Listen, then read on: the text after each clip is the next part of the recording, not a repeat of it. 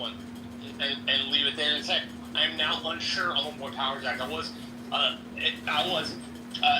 firmly in the that he's followed the War Powers Act camp, but since I don't have the War Powers Act legislation in front of me, I can't quote it. But I'll go ahead and leave it there, Gary. Is there an argument to make that it's beyond your description to the point where it would affect the mission? If they went to Congress first, and then there were all these public discussions and hearings and everything, it telegraphs too much to the enemy, and it negates what the president feels needed to be done at that moment. Yes, that would fall under the commander-in-chief power. I will grant you, that's why I said my idealistic side. Because I had a conversation with Abby yesterday, fully recognizing that the wish that we had that discussion is an impractical wish. Thank you, Marshall. Alan, are you with us today? That's too bad. Yes, sir, Gary. What's up? Go ahead. Did you want to jump in on this, or? Well, you guys are doing very well. It's not much I can do. The same thing, A lot of people said it wasn't successful, but I think the news comes from Iran. It was a very successful attempt. I knew sooner or later it's going to happen because there's no other way. These mullahs gotta go. Back to you, sir. Let me just ask you very briefly, Alan. I know you're busy minding your store there. I'm sure you saw what Reza Pahlavi had to say today. Is there any chance that what he articulated will actually occur? Of course it is, yes. He's already had all the plans set up, but we still have pockets. Still there are some elements involved with this regime which they extremely get paid. We know there is about 8, 9 TV channel in Los Angeles which they're still getting paid by this regime. And it's throwing rock at, but people are fed up with it. He's ready for it. He still does not want. He's not seeking any kind of office position or anything. He says from the beginning, he said he's just there to help and let the transaction go smooth. And as far as his plan is already said, there won't be any vacuum.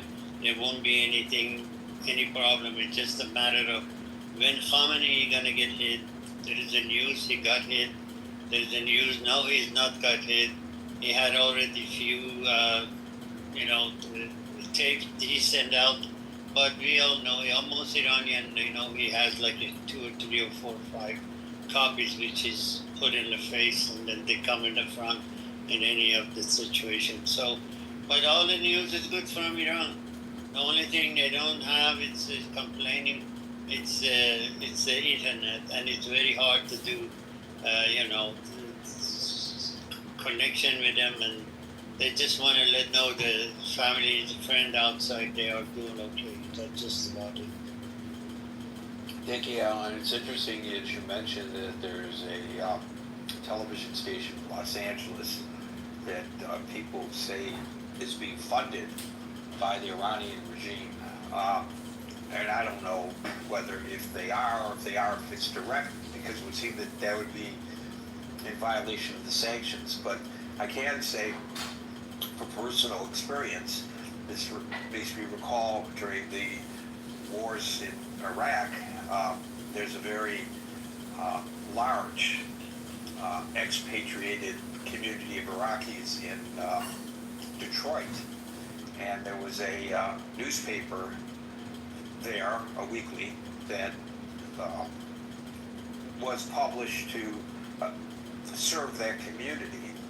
And that newspaper was funded by Saddam Hussein.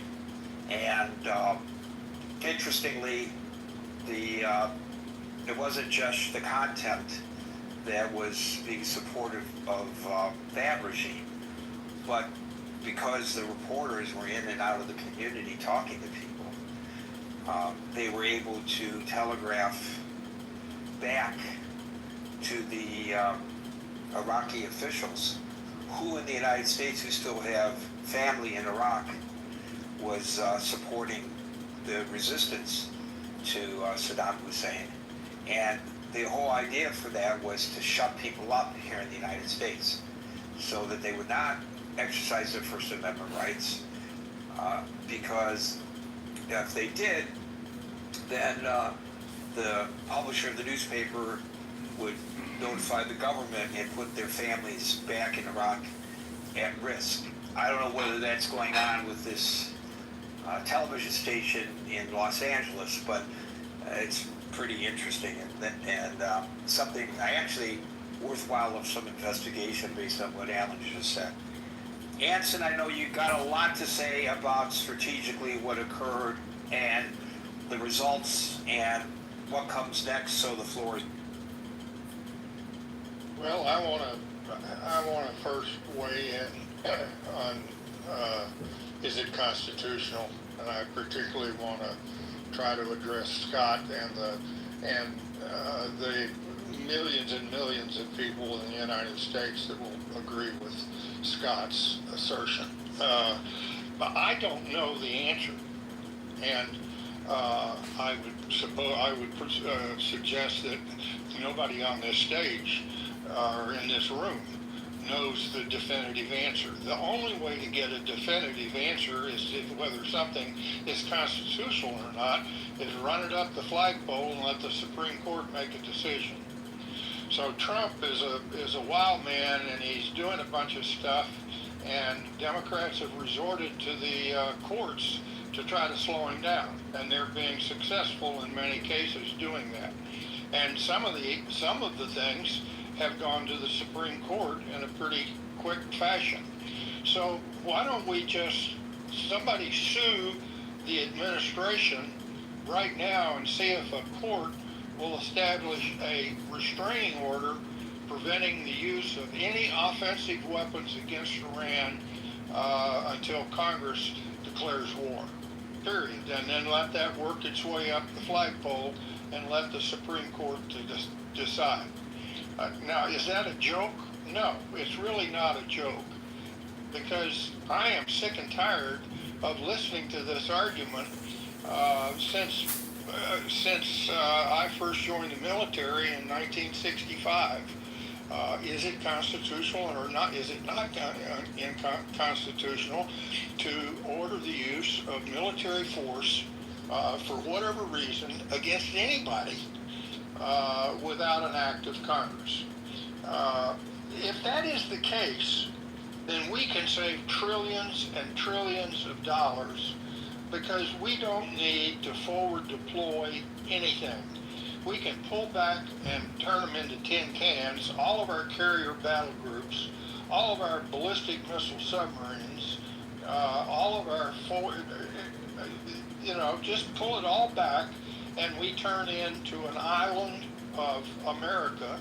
And when somebody decides to go to war, if we think it's necessary, we can do what we did in World War I and World War II, and rearm the world and ultimately win the war. Think that's going to work in today's world? That's laughable. So our whole military posture of being forward deployed, why do we do that? Because the basic element of our defense of the United States of America is deterrence. And in today's world, particularly, you can even say that offensive action against a computer network in China that is raising hell in America with its aggressive action, is it an act of war to offensively counter that computer system in China? Is that an act of war? These kinds of discussions can go on ad infinitum, and they have. We need to make some kind of decision in this country, and somebody ought to get it to the Supreme Court. I don't trust Trump to make the decision. I don't trust any single politician to make the decision, but we have a process to determine whether something is constitutional or not. Why are we afraid to use it? Now, was it successful? I don't know. I know that the Iranian nuclear program has been set back for decades just based upon the little I know about what's been damaged so far. But those, nobody, even the Iranians don't know the extent of damage underground from the bunker busters. And we're not going to know until somebody actually digs down into those chambers to see how badly they were destroyed. Now, they had 900 pounds of 60% enriched uranium. Where was that stuff at 1840 Eastern Daylight Time on June 21st? Israelis, the IAEA, and the United States thinks it was at Isfahan. Isfahan got obliterated on the surface by 30 Tomahawk cruise missiles from a Trident submarine. The other 14, the Nasan and Fedor, were bombed underground, and all we see right now is holes in the ground where the bombs went in. And we don't even see any collapse of the ground, the surface. So you would think if they had massive caverns underground and those caverns were destroyed by the bombs, you think you would see a hole in, a big shallow hole in the ground where the earth filled up those destroyed caverns. But we don't see any evidence of that. But my guess is that those three sites are not going to be used to do anything nuclear for years, if not decades. Now, are we going to have to play whack-a-mole and chase them around to see if they're trying to secretly build a bomb someplace else? Sure. What can we do to find the 900 pounds of enriched uranium?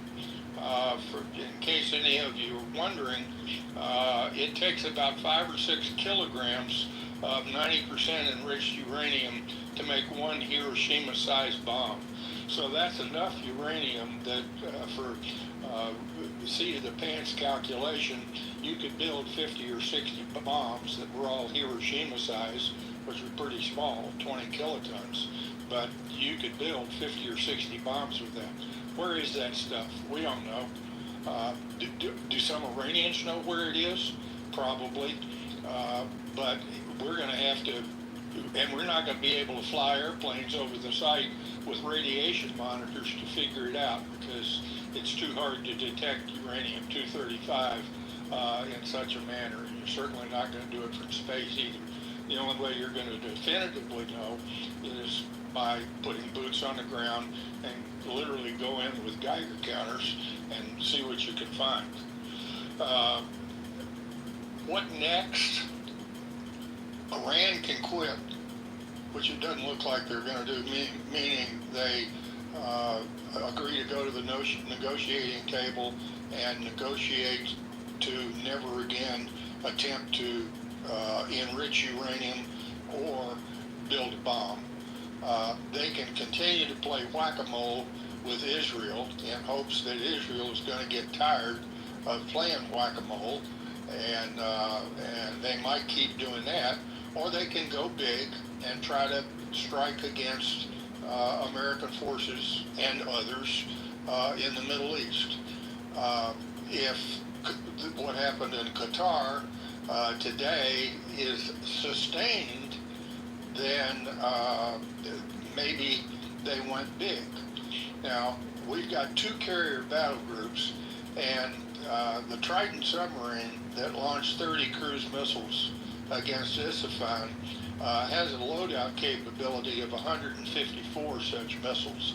So we've got about 120 of those kinds of missiles at least. You're never going to find a Trident submarine, so they'll never know where that one's coming from or when. So we've got a lot of firepower there, and we have 2 carrier battle groups with a few 100,000 pounds worth of explosive ordnance that can be used as well, plus what the Israelis have. Can we use any of that stuff in order to stop Iran if they go big? Probably not. Everybody would argue, because there's the quagmire.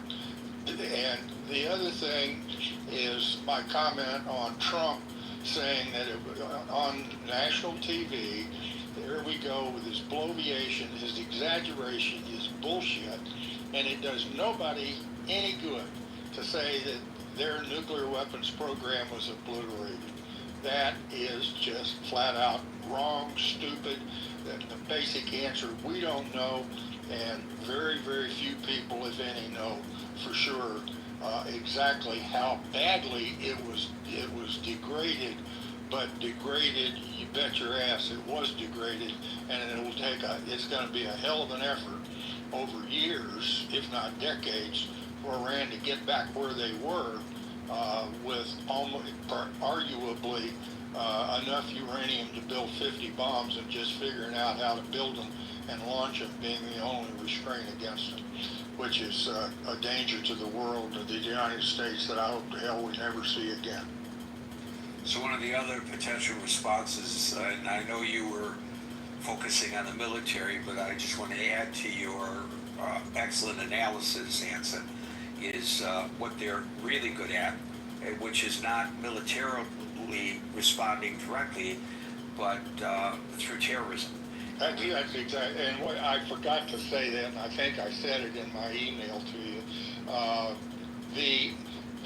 no doubt, as long as this regime is still around, unless they bring back the Shah or something like that, there is no doubt that they're going to do everything they can, no matter whether they negotiate to end their nuclear, all three of the options that I provided, and any other options that anybody in here wants to come up with, they are going to continue to use terrorism as to the fullest extent that they can possibly do it.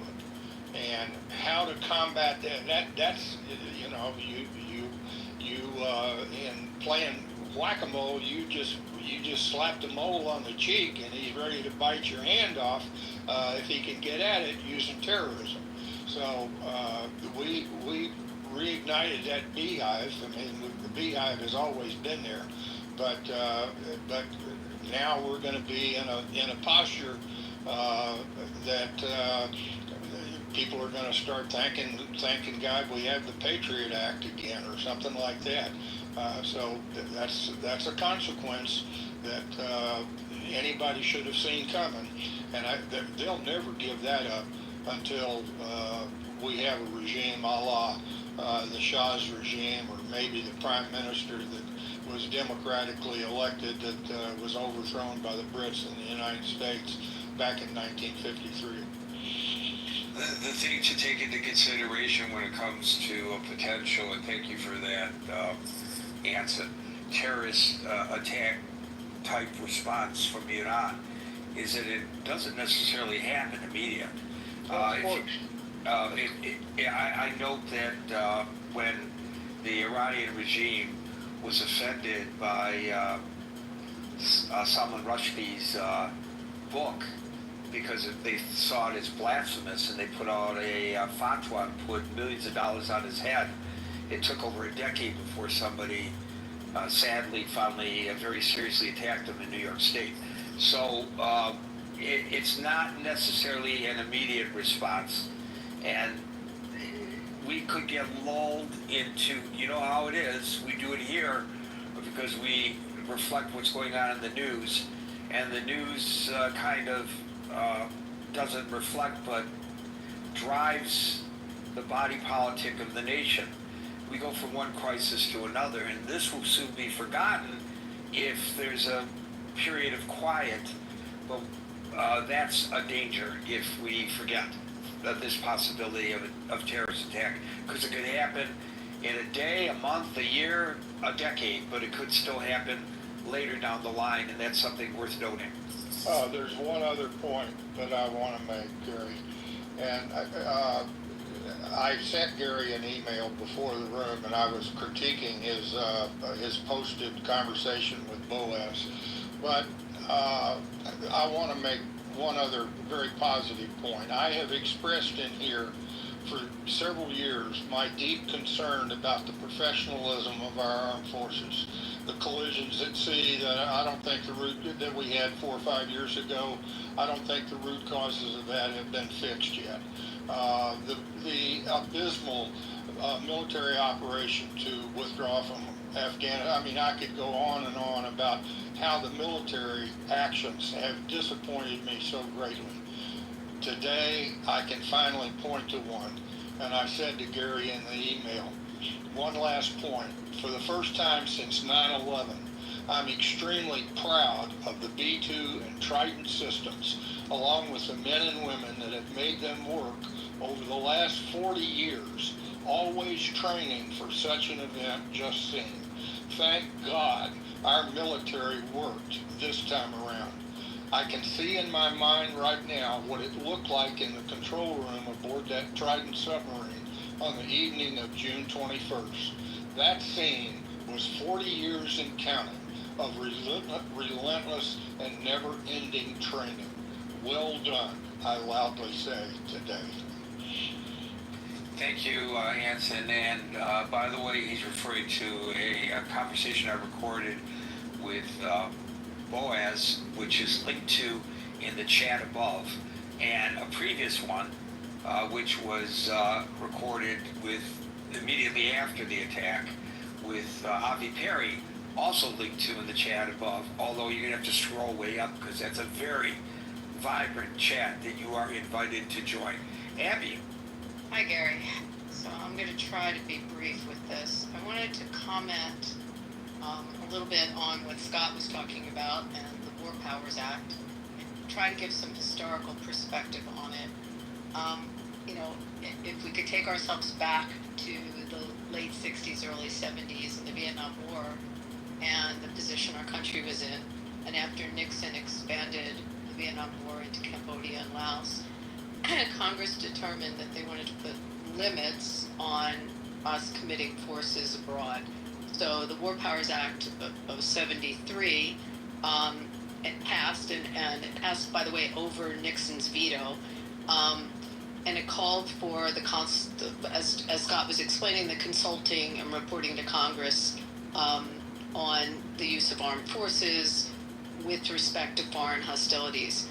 It requires that there's a termination of the military action that the president would initiate unless Congress approves an authorization within a 60 or 90-day period. It requires the president at that point to withdraw forces.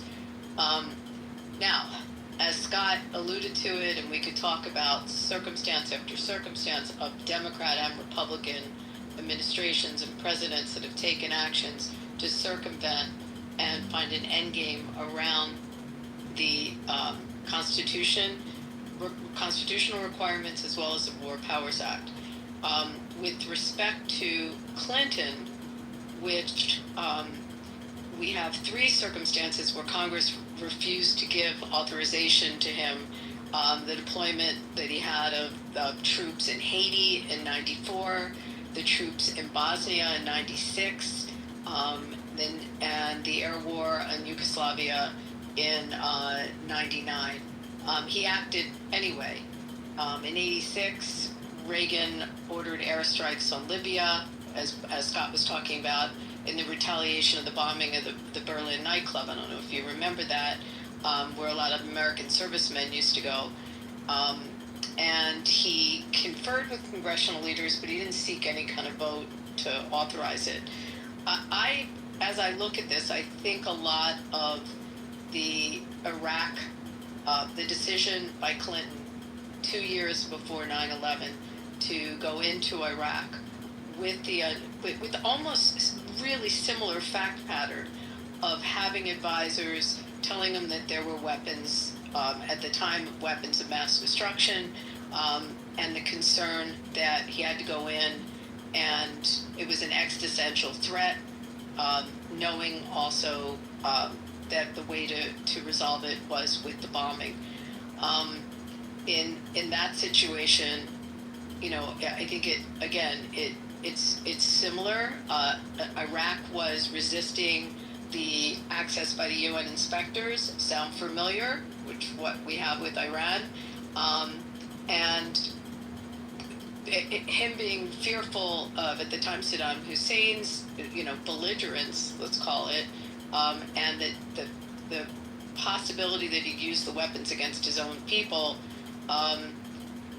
That Clinton decided to have airstrikes. I mean, we can just go through the list. We can go all the way back in time to our early presidents and work our way through administration after administration and centuries of this act by presidents. I do want to say, and I'm not going to go all in on all of these different episodes. But I know that with respect to Obama, that he made the choice with Gaddafi, and his intent was to overthrow the regime, which we don't know if that's what the U.S. intent is here. And he claimed there was no need for congressional authorization for his actions under the War Powers Act. We know what happened after that. We have ISIS-aligned groups. We had dangerous organizations that took over substantial parts of that territory. And the U.S. basically walked away. Obama at the time claimed it was a national security and interest, and didn't have the need, and it was his power as a chief executive.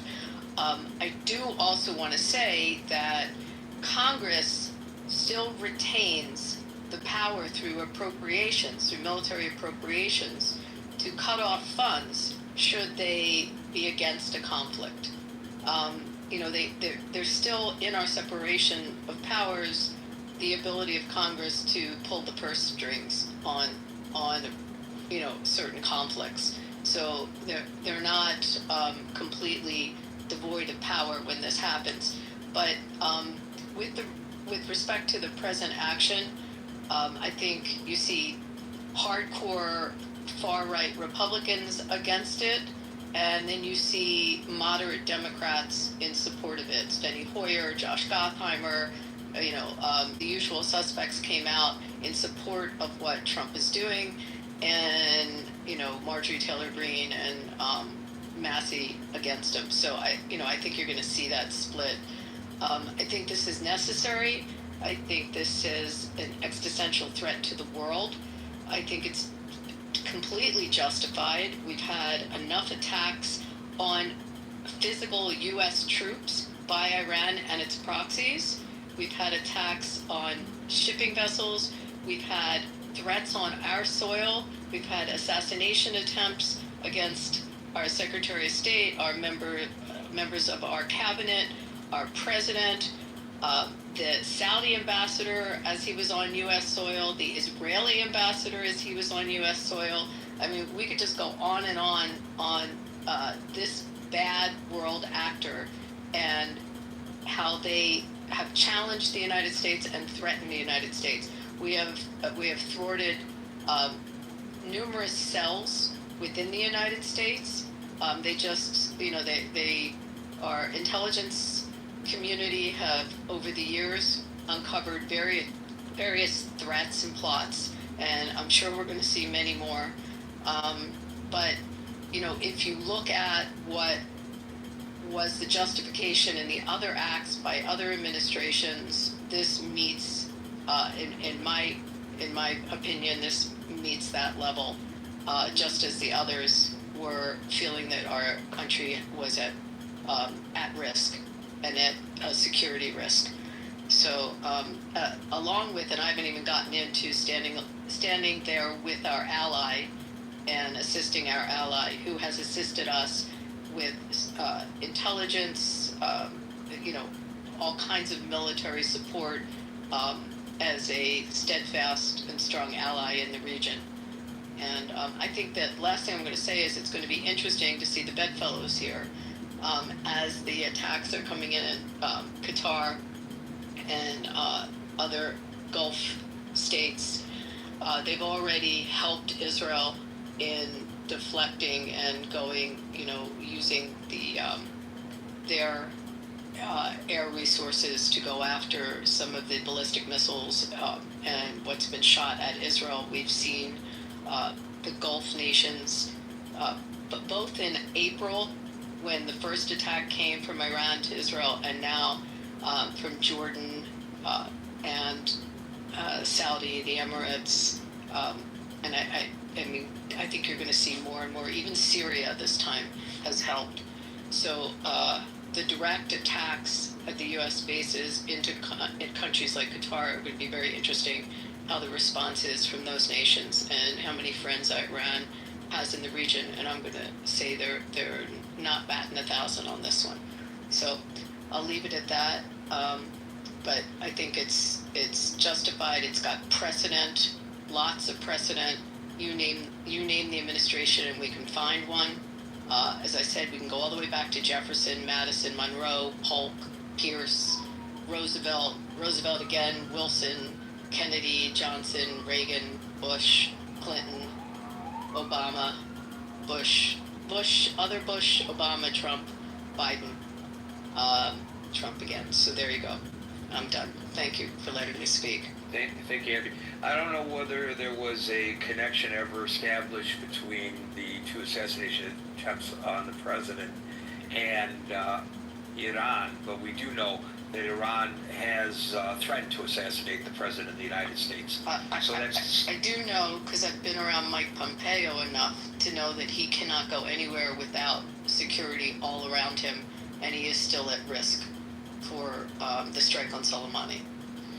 Yes, they have not forgotten Soleimani, and as I pointed out earlier, it's not unusual for them to wait a long time until they feel the opportunity is correct for them to hit a target.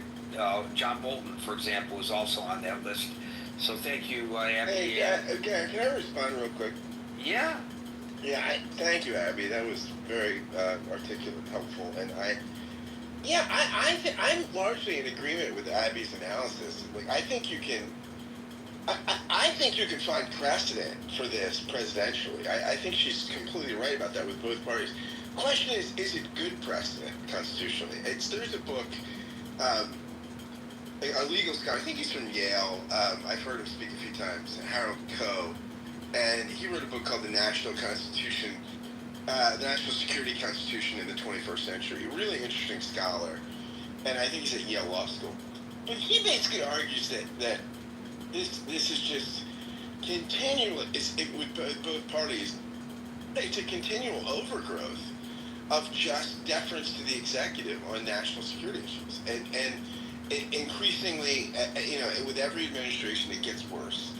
And I mean, I think, and maybe it's not. I mean, I think we should just need to be honest and say, I like what Anson said. It'd be great if we had an actual Supreme Court decision. Or as a country, if we just say the founders just got it wrong. I think SCOTUS is avoiding it, by the way, Scott. I think they've always avoided it. Yeah, right. And I think, that's an interesting debate. Did the founders, were they just off on this one, right? Was it just impractical what they imagined, right? I think they imagined that the deliberative body... Well, the situation then was different than it was today.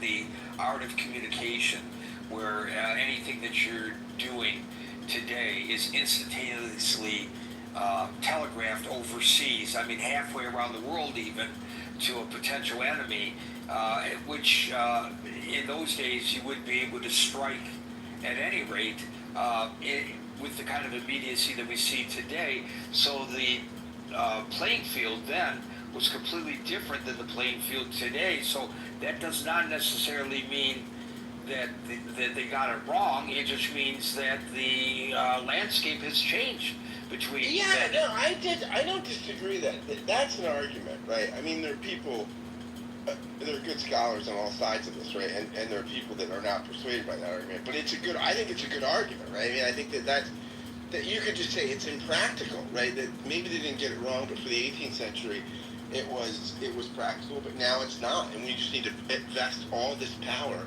in the executive. I for one, I don't like it. Okay? And it's not a partisan thing, right? And again, this is not me rendering a judgment on its effectiveness. I think Abby's case for the justification of this is a pretty good one. But this stuff gives me the willies, man. I'm an old school guy. I don't think the founders were wrong then. I don't think they're wrong now. So I think we should take pause. But, I'm old fashioned. You know me. So, Abby, did you want to respond to Scott's response? I mean, Scott, I hear you, and I believe in textualists, and I don't disagree with you, but I think that if you put such fetters on the executive branch to decide in matters of emergency, and to expedite when it's necessary and it's exigent situations, then you really limit our strength in the world. And I think in this scenario, again, I don't think he did anything different than any other president has done. And again, we're also a country of precedent, and we've created this precedent.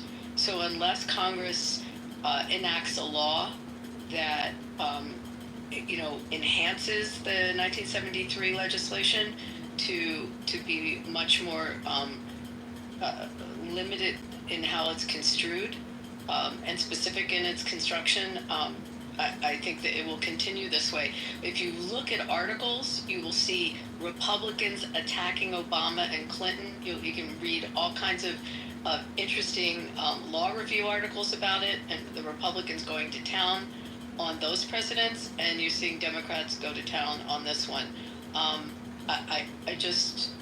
I think that the Constitution is a living and breathing document, and this was something that morphed into this power in the executive branch. And I want to know that my country can act when it needs to act.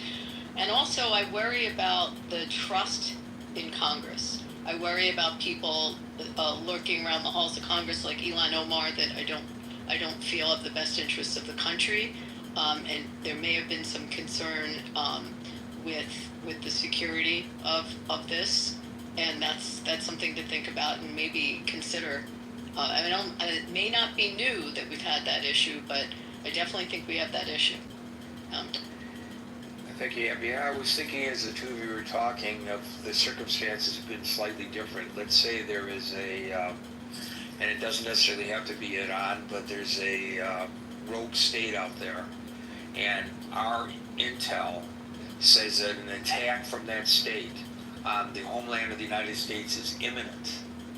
And the president gets into the Situation Room, talks to the chairman of the Joint Chiefs and the others who advise him or her in the future in the Situation Room, and they say, this nation of X is about ready to launch a nuclear attack on the United States. It's absolutely firmed up. We have the information right here. There's no doubt about it. Here you are, Mr. or Madam President.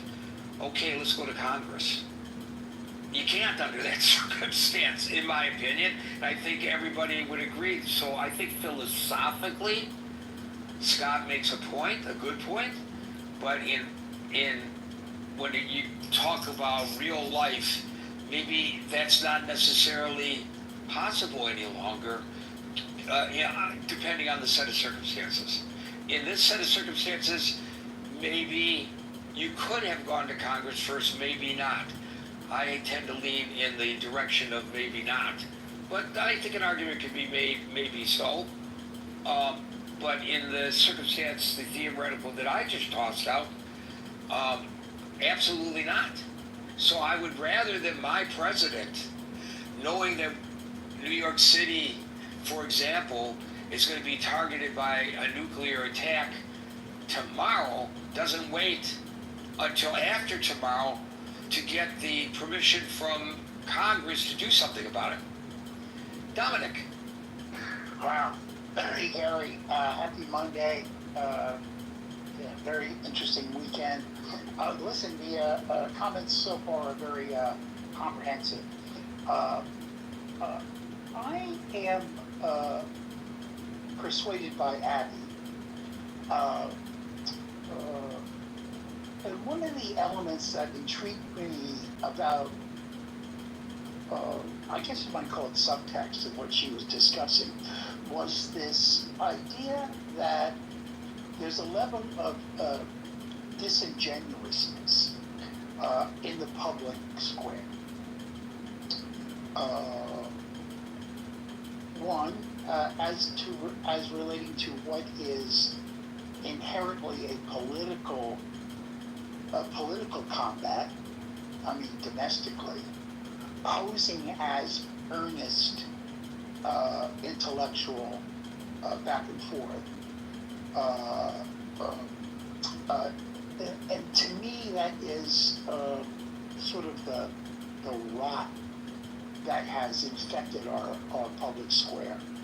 That there is a sense that people are intentionally misrepresenting what appears to be reality as what is instead simply narrative projection. Now, it was pointed out that we have these actors, political actors in Congress, and Abby made the point that ours is probably the only country in which the saboteur has had equal opportunity to become a representative within our government as the most patriotic person. And it's interesting that our democracy, our republic, has that risk. If you look at one-party states like China or Russia,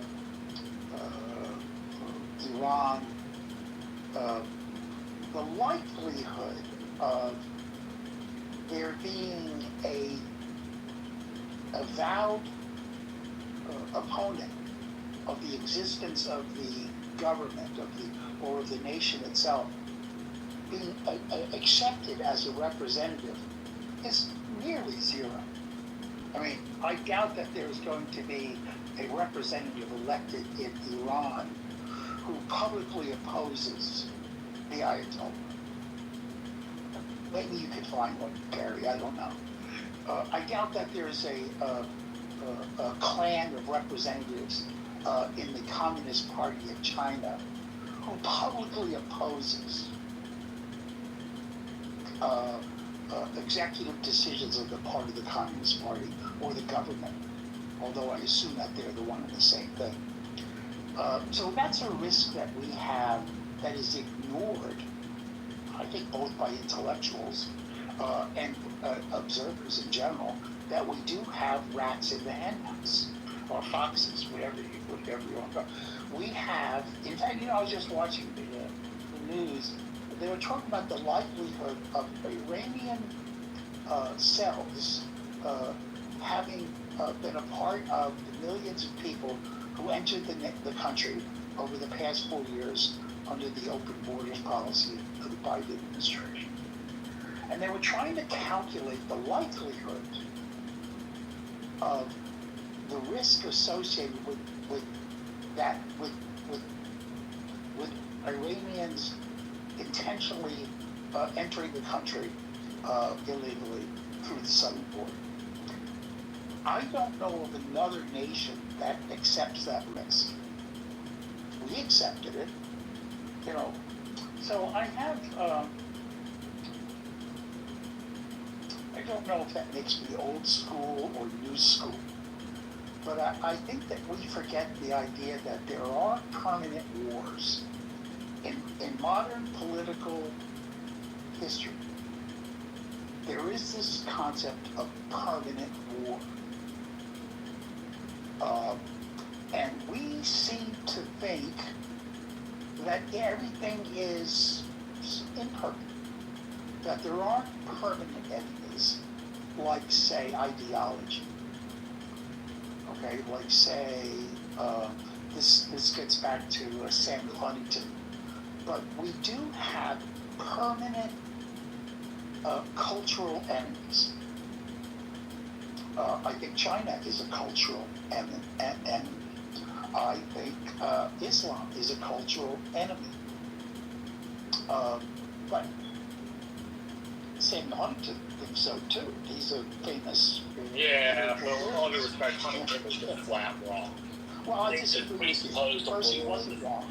Yes, he was. He Theorist. presupposed the world. Now, excuse me. Dominic, he presupposed the wrong. world in which He we was a couldn't theorist live. who His argued presupposition was against. a world in which we couldn't get along, which isn't true.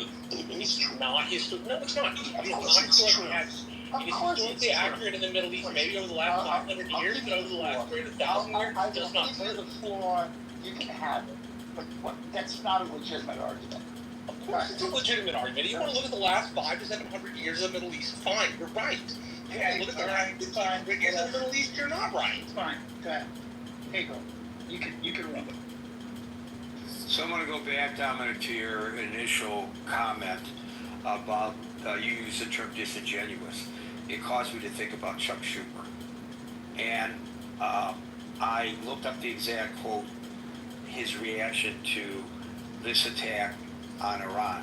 Here's Chuck Schumer, quote, "No president should be allowed to unilaterally march his nation into something as consequential as war with erratic threats and no strategy." And he emphasized that the operation should not have occurred without congressional input. Fine.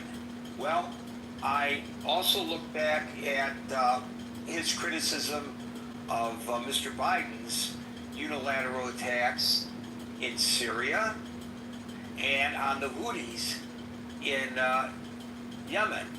I know there are those who say that nobody did anything about the Houthis, Biden didn't do anything about the Houthis, but that's not true. He did. And here is the full extent of Schumer's criticism of those unilateral actions. Quote, close quote. So there you go. Does that help you make your point, Yeah. Dominic? There you go. Okay. Thank you, Dominic. Dave? Yeah, great discussion as always, Gary. I think it's more important than ever, given the fact that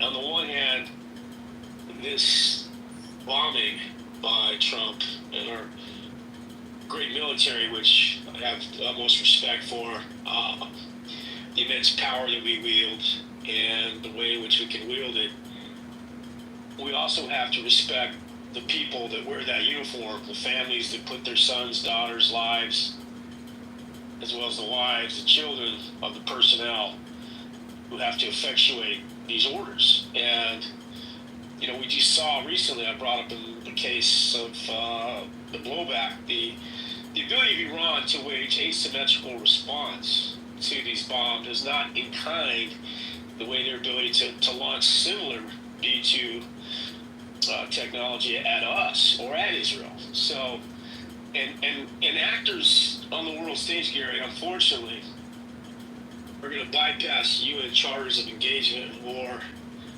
just in the same vein that some have argued Israel breached certain UN resolutions or laws with regard to who was affected and killed by the very strikes that they meted out on Tehran and killing a lot of their nuclear scientists and leadership.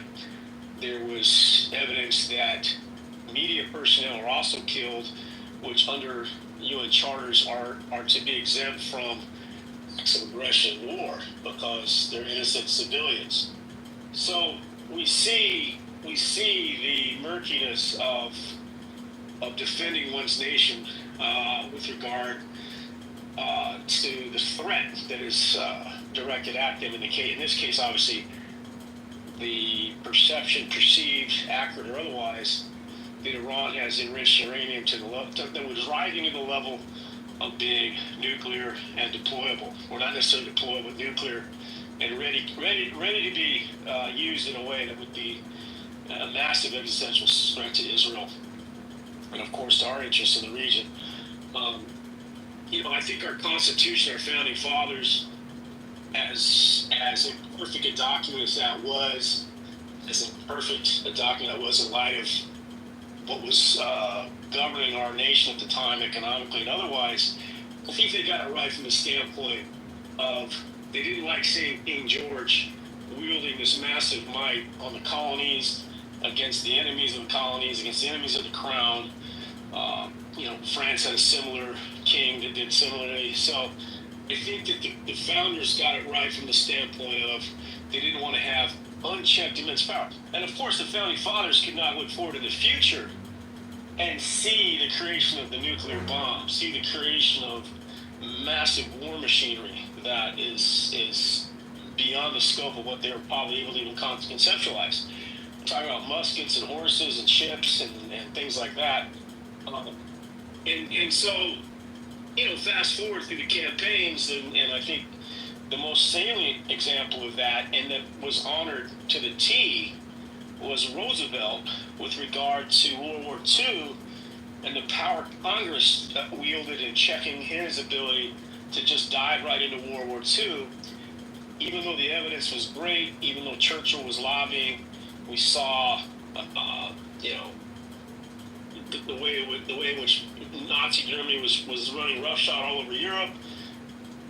And yet, because of World War I and the loss of life and the way in which we entered into that engagement, politicians and Americans were fatigued. They didn't want to go back into campaigns like that.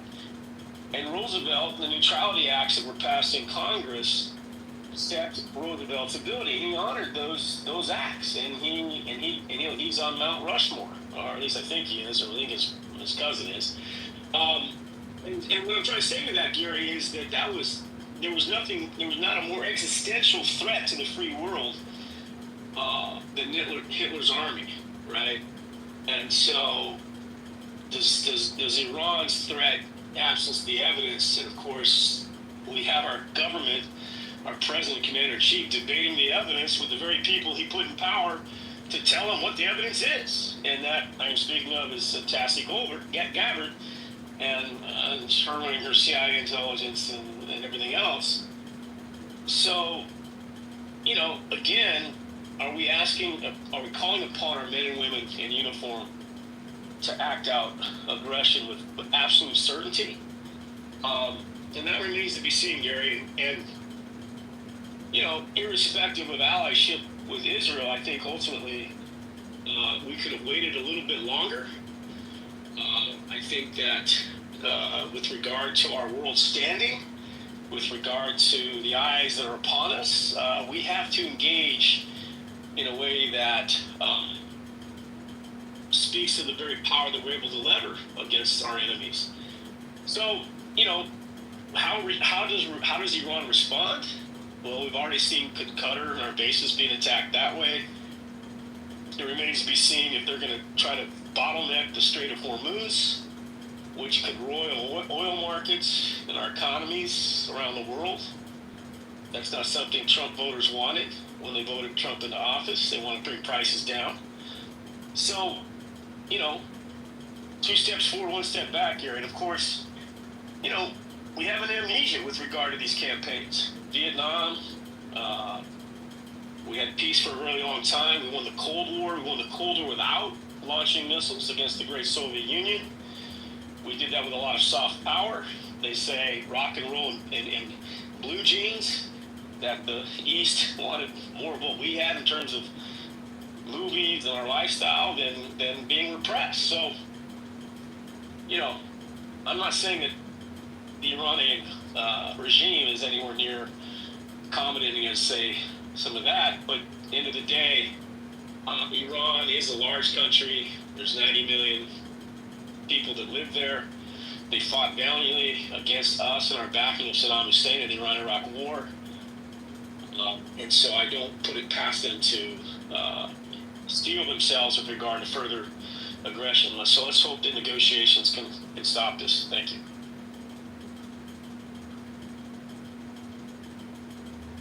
So the question is, will this lead to those negotiations? And I'm not so certain that we know the answer to that question. Thank you, David. And we're going to try to get to everybody on the stage. and not add anybody more at this moment. So, boy, was that grammatically accurate or not? Eagle, you're. Yeah, good afternoon or good evening, wherever you are. I'm in interesting commentary so far from people who've spoken before me. From my position here in the UK, I can tell you that the commentary on mainstream media has been one of, well, what happens next? The UK government say that they were informed by the executive of the United States of America about their attack on Iran, which was unlawful. Your constitution governs what happens internally to your country. But international law is something different. And as a signatory to the United Nations and a permanent member on the Security Council, the United States of America has a duty to behave in a way that fosters peace. And that hasn't happened with what it's done and what it has been doing vis-a-vis the continued support of the now wanted criminal in Israel, the Prime Minister, for crimes against humanity and ethnic cleansing. There wasn't any mention of civilians who may or may not come under direct or indirect harm. I haven't heard anybody today saying, well, my thoughts are with the people who are suffering. Nobody mentioned the Palestinians, unsurprised. Nobody mentioned the Ukrainians, who, by all accounts from American scholars, have lost over 1 million men so far. So, two conflicts which are being called proxy wars by people here in the UK and in the United States of America has, I think, put the reputation of the United States of America firmly in the dustbin, according to the people in the global south and the global north. You go, why is the war from Germany, France, Britain? But other countries are not supporting what's happening today. I can tell you that for free. According to the IAEA, there should be no attack on any nuclear installation, irrespective of the enrichment of uranium. I don't know if anybody remembers Chernobyl or Fukushima. Radiation has a way of going where you don't think it will go because the wind will blow where the wind will blow. To attack a nuclear installation is I don't know what word to use to describe that. It's weird. You haven't even been able to verify whether what has been done was successful. The question in the chat at the top of the board is, was the Iran attack constitutional? Well, that's an internal discussion for your country. If your Congress hasn't approved the release of a force against a country miles away from yourself who are not posing you any danger, well, then, from my position, I would say that that's not constitutional. And I've heard many people, including one who spoke before me, say that's not really so. It's not constitutional. But the international community and the international law states that it is not lawful to do what has been done. And that's not my opinion. So let me just ask you a question, since you bring up the point that the United States attacked a country that was not threatening to the United States. Well, then, do you feel that the United States coming in and helping bail out your country in World War II was a violation of the same international law? Because the Nazis were attacking Europe. They were not attacking the United States. So what are your thoughts about that? It's an interesting question and framing of you that you put around it now. I think, again, the previous speaker said, we won the Cold War. Well, that's ahistorical. I think if we're real students of history, I think all of us should have the ability to understand empires don't get defeated by external forces. They all fail internally. All of them. So the Soviet Union didn't fail because of what America did. It failed because of Yeah, those are all excellent points, but that does not address the question I asked you. So your question was it legal for the United Well, you're States claiming that it's not legal for the United States to attack Iran because Iran was not presenting a direct threat to the United States. No, it's not. Okay, well, the Germans, the Nazis, were not directly threatening the United States either. So, do you bemoan the fact that the United States got involved in World War II and, saved your parents and grandparents fat out of the fire? It's interesting you say my grandparents and my parents because my parents are from West Africa, right? So. All right, but you decided to move to the United Kingdom, to England, correct? No, well, it's a little bit more complicated than that because if you know what happened with colonization, which is what I know all about colonization, but right now, where are you emanating from? Right. I mean, my parents come from the British country. Right, but where do you emanate from right now? Well, I'm in London. Okay, so you enjoy the fruits of living under a democracy in London right now, which you might not have been able to had Hitler been able to spread fascism across Europe and into England as he had intended, and the United States was one of the countries that came to the aid of the country that you decide to live in right now, the geographical location that you decide to live in. So could you actually answer the question as intended? Well, you just missed out the fact that the Soviet Union defeated the Nazis in Stalingrad Operation. I said help defeat the Nazis. I didn't say that we did alone. So again, you're obfuscating. So I'm going to give you one last chance. It was a legitimate question, and I'd like a legitimate response to the question, and then we'll move on. So if it's constitutional that your president needs to get congressional approval before they launch military attacks, then that's what they should do. Okay, so you're not answering the question directly, and I appreciate your attempt, but you failed. Hi, Gary. Can you hear me? Loudly and clearly. Thank you. I think a couple things. To answer the question of the room, constitutional. Obviously, we're all playing the Supreme Court here when we air our opinion on the constitutionality of the president's action of launching the B-2 bombers. So I'm just going to humor myself in the room like that, assuming, I'm one of the justices. And the whole room, Gary's room, is going to be the Supreme Court of the United States. I think the justification that the war power that Scott mentioned, consultation, if I were a federal judge facing the fact of both sides, no, it's not constitutional. Largely because it failed the wording of the Constitution. It's interesting that Abby mentioned that the Constitution is a living, breathing document. That actually was the argument launched by conservatives against a liberal Supreme Court from the camp of the originalism constitutional interpretation adherent believers that the Constitution should not be changing its meaning just because times are different right now compared to 1776. So to say that, to justify that the Constitution is a living, breathing document in this particular case, there's a suspicion. I'm not saying there is, but there's a suspicion of political expediency.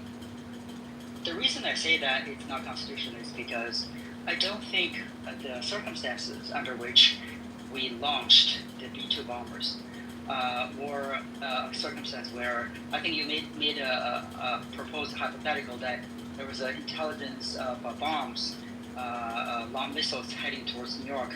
It's going to arrive tomorrow. What should the president do? I don't think that's very equivalent.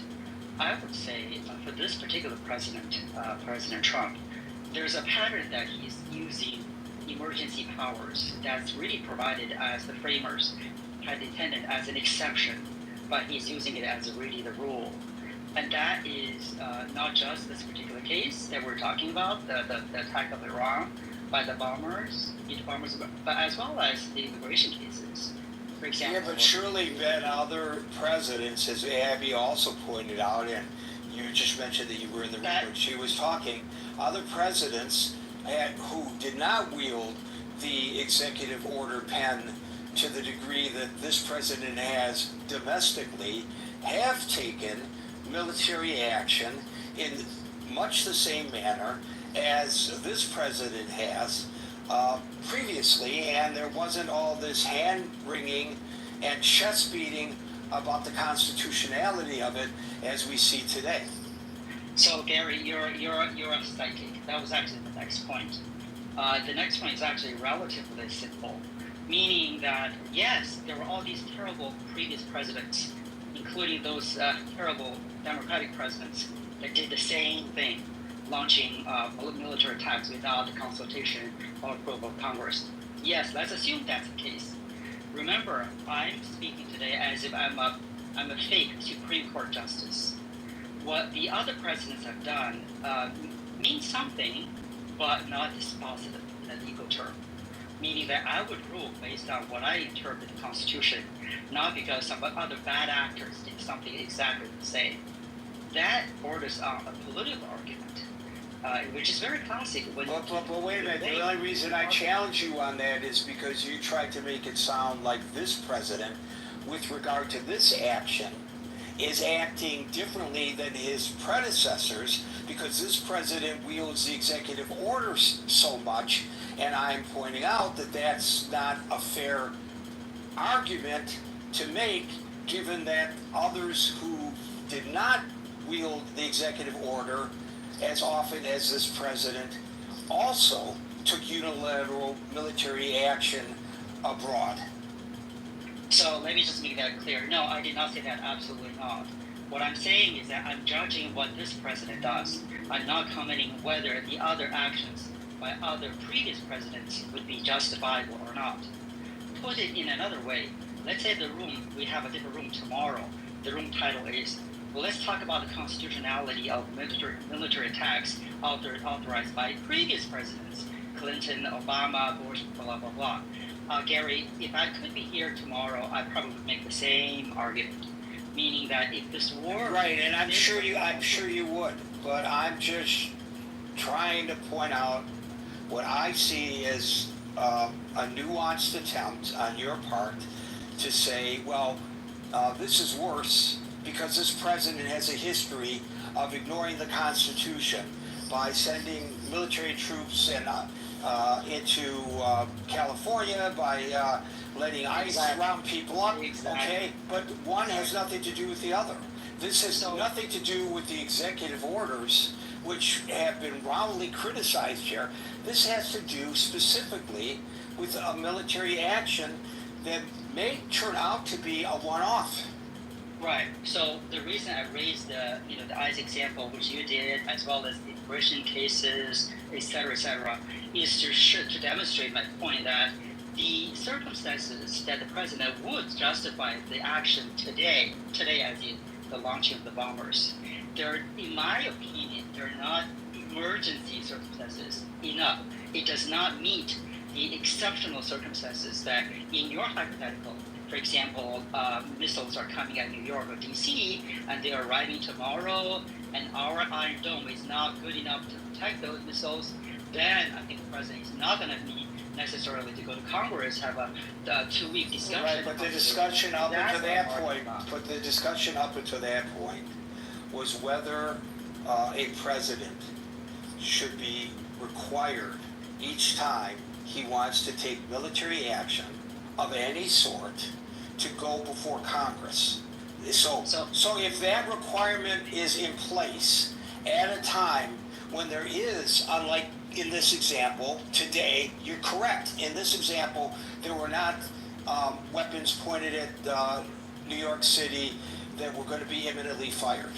But maybe in the future there are. So if we were to require a future president, each time that president wishes to use military force overseas to need the support of Congress before he does so, then if we do have a situation such as that, then the president will not be in a position, if he or she were to follow that law, to protect the homeland from an imminent attack. I can answer that question, Gary. My answer is this. The answer would be the president must consult Congress when launching wars, except in circumstances that warrant, because of the urgency and immediacy of the attack, that the president has to protect the United States, such as the missile that's coming in New York City tomorrow, or Washington, D.C., etc., etc. My argument is that what happened last week in launching the B-2 bombers, that circumstance was not eligible, does not meet the exception that in my rule that I announced 2 seconds ago in this particular case.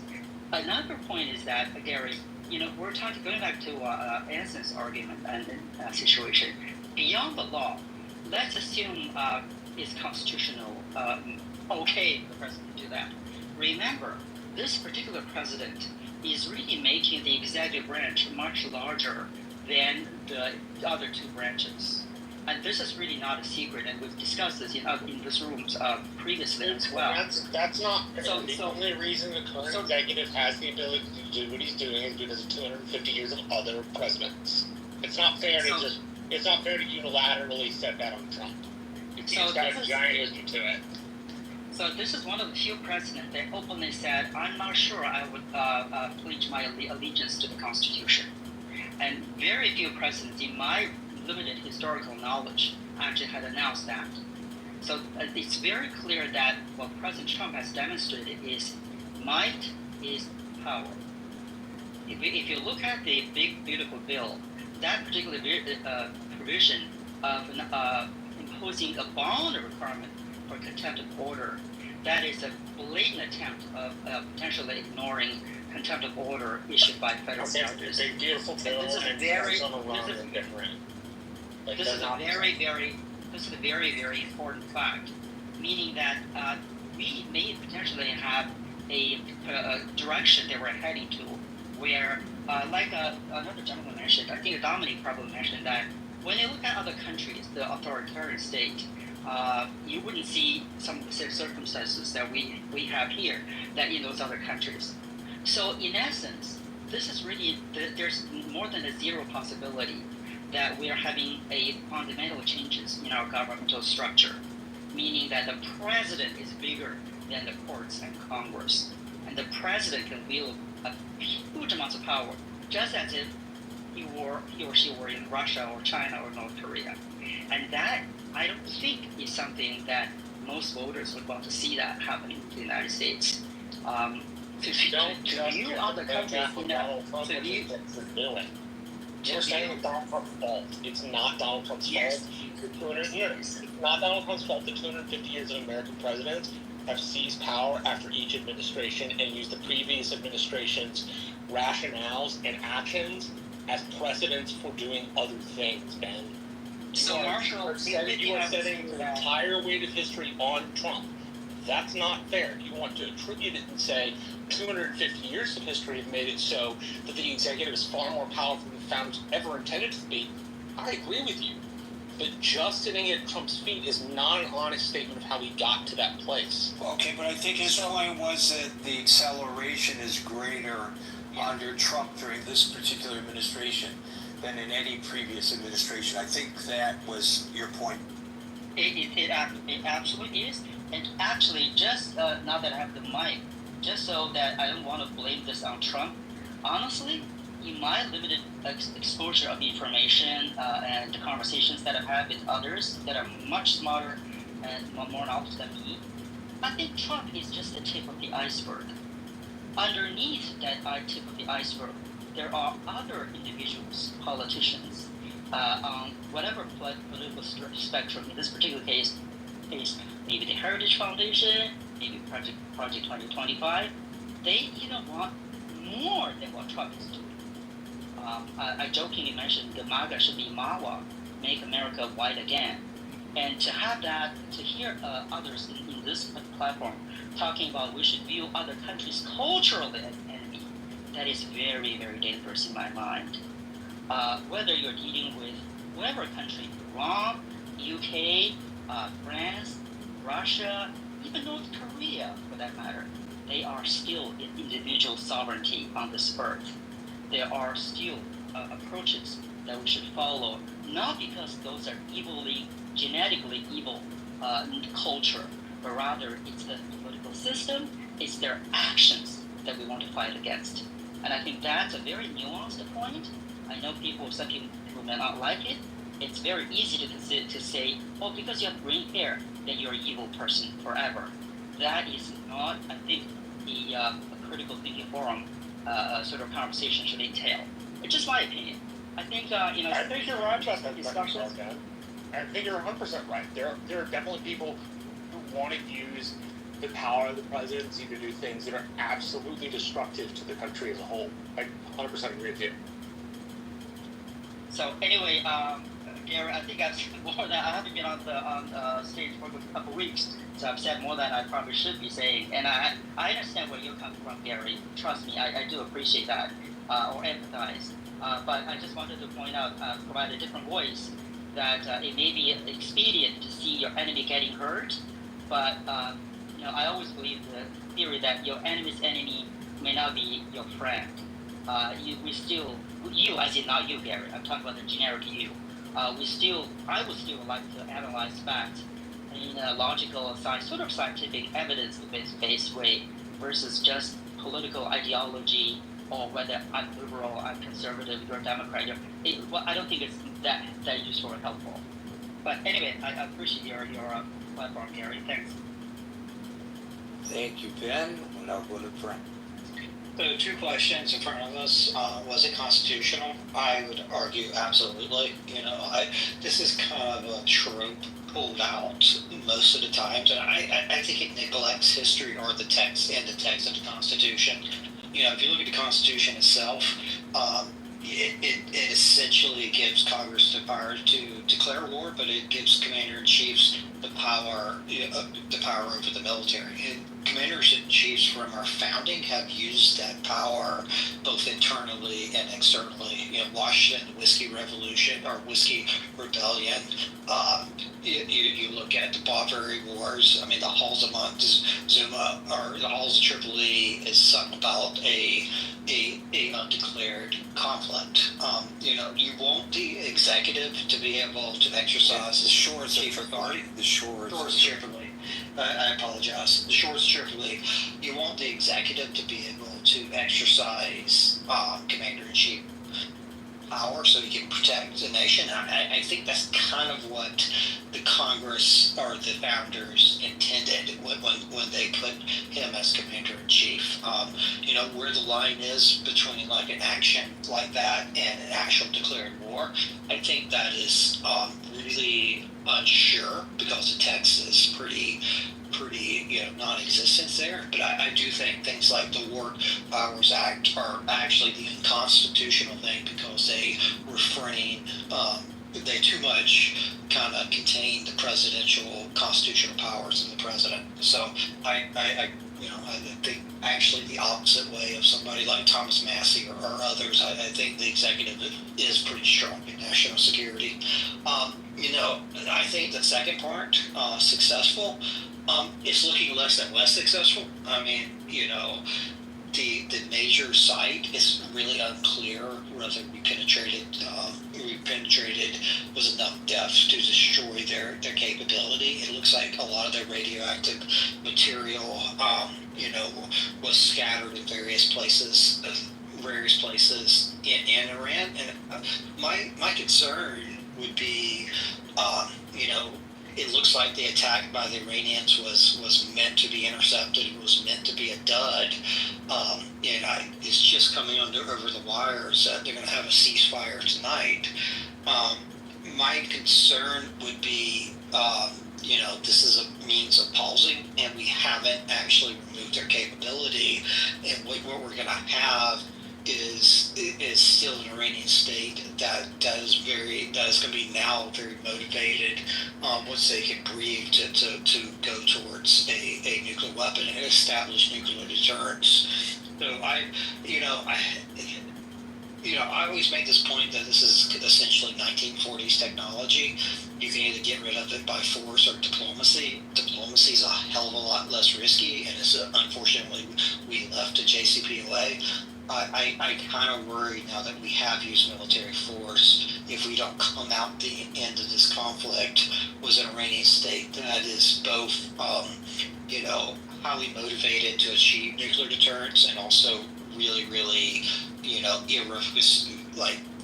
really, really opposed, or more opposed, I guess you would say, to any sort of fundamental change in the region, that would provide stability. So, in my mind, this could be the worst of both worlds, or the worst kind of, if there's a decision tree, kind of the worst world. So you're absolutely right. I was about to mention that, and you beat me to the punch. The president says that Israel and Iran have agreed on a ceasefire. And this was just minutes after both countries warned of future strikes. In fact, Iran had issued an evacuation order for parts of Israel using a tactic that Israel uses when it's about to attack an area. So right now the skies over Israel are quiet. I don't know how the skies are over Iran. I don't know whether this is an immediate ceasefire. I don't know if it'll hold. And I presume that if nothing else major happens between now and 5 o'clock New York time tomorrow, we're going to have to suss out what all this means. Yeah. Is this letting Iran off the hook? Is this giving an opportunity for diplomacy to disband their nuclear weapons? Is this an opportunity for diplomacy for a regime change? I don't know, and we'll see as this unfolds. Thank you, Brian. I mean, I would just one comment on that. The Iranian, I think the foreign minister just had a statement that says that they'll go to 3.67% enrichment when Israel dearms its nuclear force, and that to me, Israel's not going to. I understand that, Gary. I understand that, Gary. But my point is that doesn't sound like a regime, or this is a ceasefire that is coupled with any sort of agreement by the Iranian state to reduce its nuclear capabilities.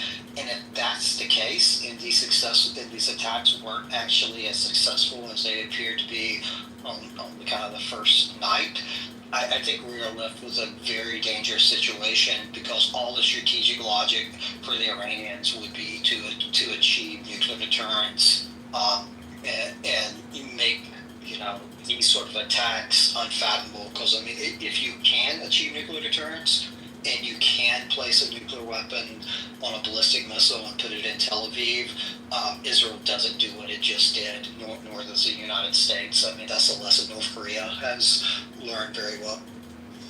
It creates a talking point to show how horrible the Israelis are, because they continue to hold on to their nuclear weapons. And Iran has gone so far as to agree not to go beyond 3% in their enrichment efforts, even though they're beyond it already. Not anymore. I mean, that was the enrichment cap during the JCPOA when the U.S. left. I know that. But this just gives them another talking point. Well, it might give them another talking point, but I think the bigger issue is that the logic to obtain the bomb is very strong now if you're the Iranian state. Right, so that's what you and I are in agreement. I'm not arguing with you. I'm saying that all this is a talking point for Iran to send out as a cheat sheet to all of Israelis, all of the Israeli detractors, to chant on the campuses and the streets of our nation and the world. Barang, and then Summer. Benjamin, I'm not going to get to you. Barang. Yeah, hi. I agreed with stuff that Brent said, and I was gonna read the tweet, so you guys did it for me. The constitutional part, probably yes, I would say. Second part is one I want to talk about, and I am in part, I'm relieved. I have personal stake at the game. My mother, my grandmother, my aunt, all U.S. citizens are stuck in Iran. They can't get out. They need to get out. My grandma needs to come back. They were supposed to come 2 days ago that this happened. So I'm relieved that there's a ceasefire and they can get out. But at the same time, I'm greatly disappointed, because if it's true, that means one thing that most Iranian people wanted to see, which was toppling of the regime. One thing that most Iranian people thought all of this will make it worth it, to be for this regime to be gone, a regime that's taken 80 to 90% of the people hostage for almost 50 years, means that the toppling of a regime is not going to happen.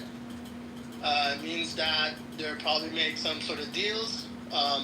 They're going to stay. They're going to be extra vicious. They're going to go after anyone who says anything about the regime or writes anything about the regime.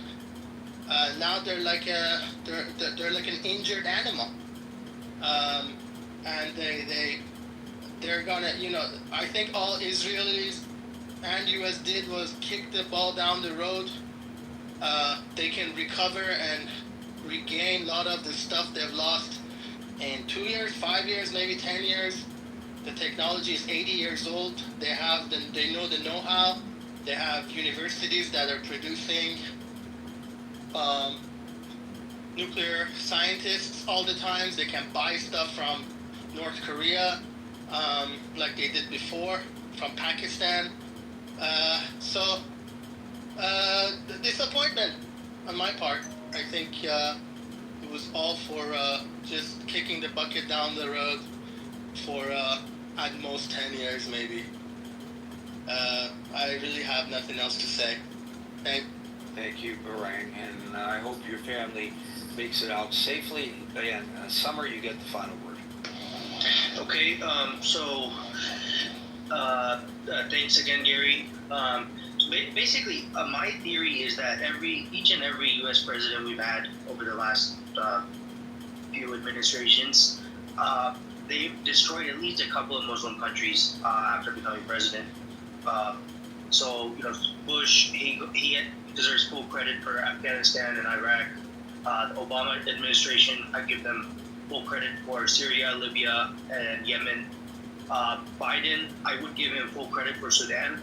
Although most of the foreign interventions, whether covert or overt, were non-Muslim countries such as Myanmar, Ethiopia, the Russia-Ukraine conflict, and the U.S.-backed coup in Bangladesh, where although it's a Muslim country, it's the non-Muslim population was the one who was, has been persecuted and suffering after the Bangladesh coup. Aside from that, there was also collateral damage in Lebanon, Egypt, as well as the West Bank and Gaza.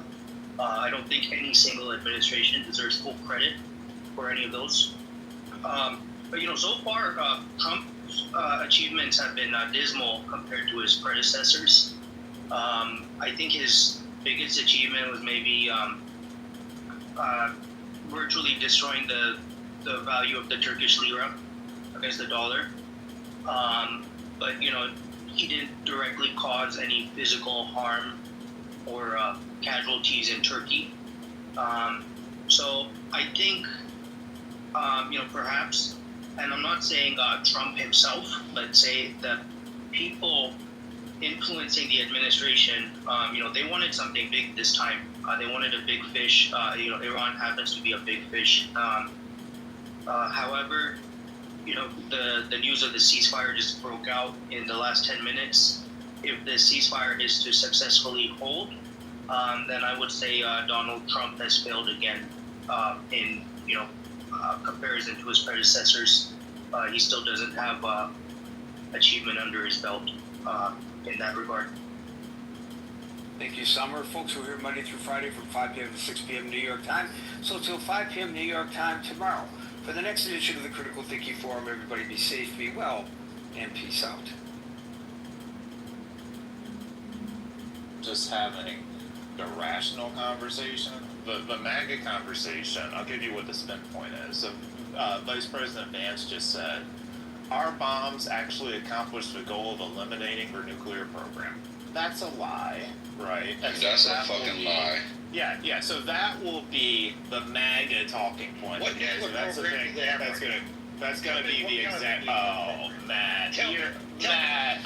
Matt, I'll be your host. Wait, no. Matt, Gemini, give me a second here. Gemini, Okay, you Gemini, got give me a it. You got second. it. Matt. Tell me, what's their nuclear program consist of? Oh, Matt. Where? Brother Matt. I want to bring something. We still have. Hold on. Can y'all just give me a second to talk to Brother Matt? I've got to hear you Okay. for 5 minutes. I got to hear you for 5 minutes. So Brother Matt. They still have their materials. Not Brother Matt. Yes, we got to go to that moment because he really overreacted to this. Right, You're probably right a little bit. Go ahead. So they still have materials, and then you literally didn't kill everyone in Iran who knows something about a nuclear program. Okay, they didn't literally kill everybody, and then also there are other countries they have relationships with, and they can bring people in. So you didn't eliminate their nuclear program. That is just objectively false. Okay, let me just here's my So I just Googled how long it would take them to go from 60 to 90 because they have enough uranium. It said it would have took them 7 to 10 days using its current stockpile of 60%. And they still maintain 408 kilograms or 60% of enriched uranium. Where is this information coming from? How do we know this? How do I know? How do y'all know? Oh, God. Somebody make it stop. Make it stop. Y'all hate Trump so much. Nobody hates Trump. Will you stop? So you think we just make this stuff up? Listen. I'm not gonna have it. Listen here, buddy. You're not gonna piss me off, okay? But you're starting. Don't start saying that stuff, because, I have never said that I hate Trump. So don't even fix your lips to say such stuff. It's a bunch of bullarchy. Okay, sir? Bullarchy. I don't like it. Bullarchy. Oh, wow. Did you just create a new term? What? You never heard of bullarchy before? I have, but it was like a 60s cartoon. You should wear a bullarchy shirt, First Lady. Bunch of bullarchy, man. That's a bunch of bullarchy. One thing that we should be keep in the present is that Donald Trump just tweeted, I don't know how long ago, it was recently, thanking Iran for letting them know when the attack was going to happen at the base over there. We notified Iran that we were going to do this. They knew ahead of time. This is all a show. They knew it. Trump told them, this is going to happen to you. We're flying over there right now. We're lucky that they don't have anything to take that down, to take our planes down. But they know, they were notified, just like they notified us that they were going to attack and Qatar, or whatever that base is. That's really interesting. I won't even argue that. I mean, because you really can't argue that one. Maybe this was the way to get out of the entire situation, right? So basically, America gets to show some sign of strength, it gets Israel to back off, Iran pretends they've done some retaliation, and then you just reset, and then you have plenty of time to negotiate whatever your long-term deal is going to be. Yeah, that actually makes sense. I don't know how he just made nonsense make sense. But Lisa, like Don't start with me. Don't start. Well, let's hold on. If we're being fair, Is it Hateration Monday? hold on for 1 second, CEO. Hold up. When Obama went after the Osama, right? And do you think he gave the Pakistan government a heads up that they knew exactly where he was located? We knew where his family was located. We knew the house, and that there was a covert action headed their way. You think we gave that kind of heads up? Or did we just pop up with his head on a platter? Right. Right. That's what I'm trying to say. So there's probably a political reason that we're giving heads up to people that we're supposed to pop up on and do the unexpected, right? Having that advantage of them not knowing it's coming. So I definitely kind of agree with whoever that was that just said there's a reason why they gave us a heads up. There's a reason why we gave them. This is a political stage being played out right now. Well, nobody's really taking any true hits like that. All right. It's a political stage thing. That's like he wanted it to be on TV, looking like Obama. This guy hates Obama. The only hate for sure is that Donald Trump hates Barack Obama.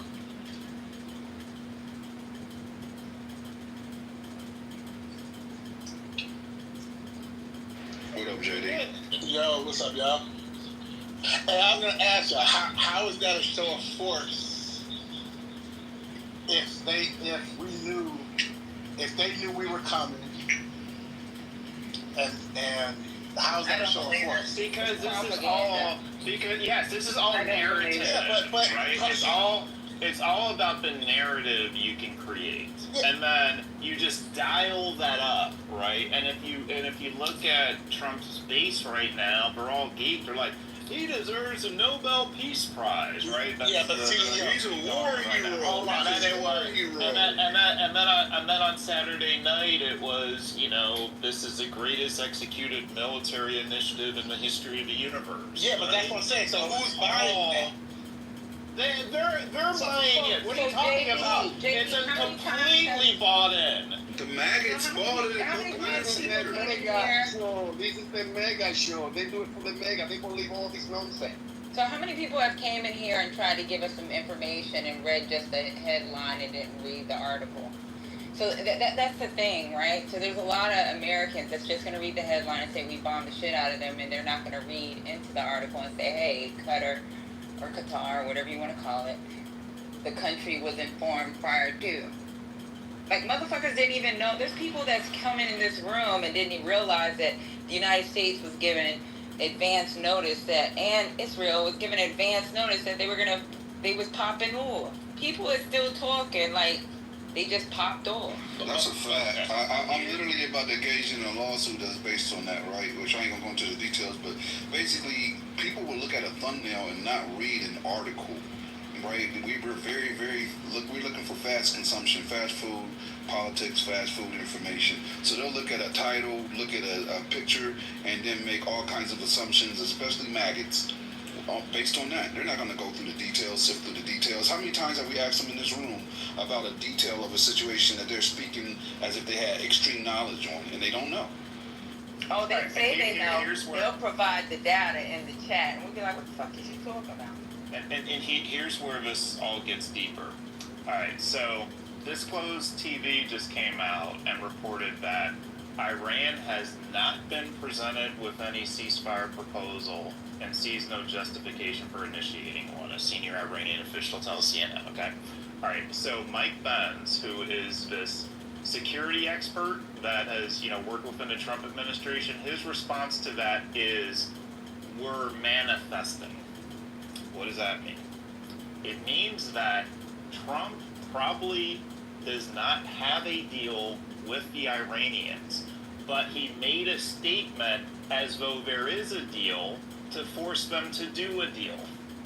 Do you understand? Are you all getting what I'm saying? I just didn't hear what you said. Yes. Who did you say said they were manifesting? Who said that? This guy named Mike Benz. He's basically saying Trump is manifesting the ceasefire. Who is he? Like what? He's a security expert that has ties to the Trump administration. So Got he's you. Kind of one of the big MAGA influencers. Got you. Yeah. Yeah, but see, Well, how many times have he said in the last month that he has a deal and the trade negotiations done, and it's a lie? Like China's begging. China's been calling me every day begging. All they do is call. I don't take their calls, but China's begging. He does it all day. It's the same play. It's the same play. He cannot come up with you. But here, the deal is done, and it's been done. Like, I mean, it's the same. So here's the deal with it, though, right? As opposed to like talking to Iran and being like, hey, let's work out a ceasefire. By him declaring one, it doesn't put them in that position. So now they can just roll with it.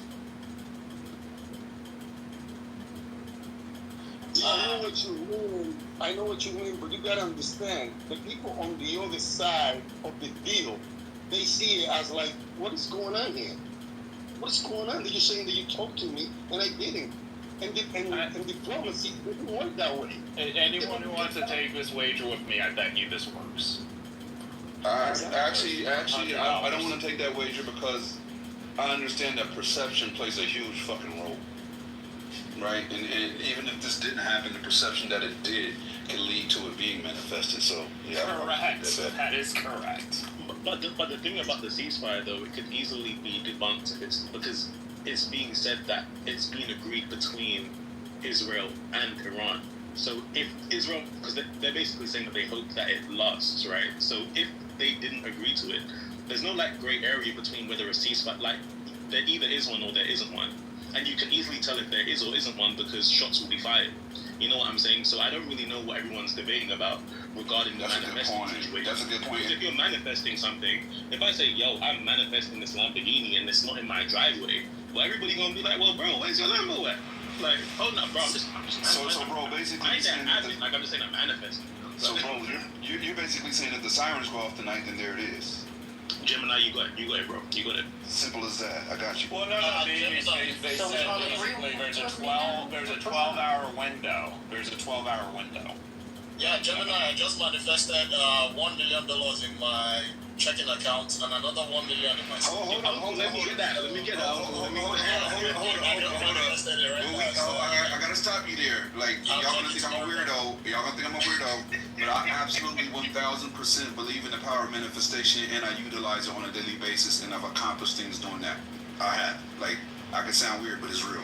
No, it's bro, have you read the... You gotta take action behind it. I don't just think it. You gotta take actionable steps towards it, of course, but yeah, I believe in that.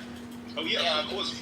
Yo, Gemini, have you read a book called The Master Key System by a guy called Charles F. Hamilton? No, but I'm gonna put that on my to-read list, though. Bro, it's the book that Bill Gates wrote before he dropped out of college and built Microsoft. Like, pretty much every CEO in Silicon Valley's read that book. But you fuck with it. You fuck. Can you drop that in the chat if you don't mind? Yeah, for sure. Thank you.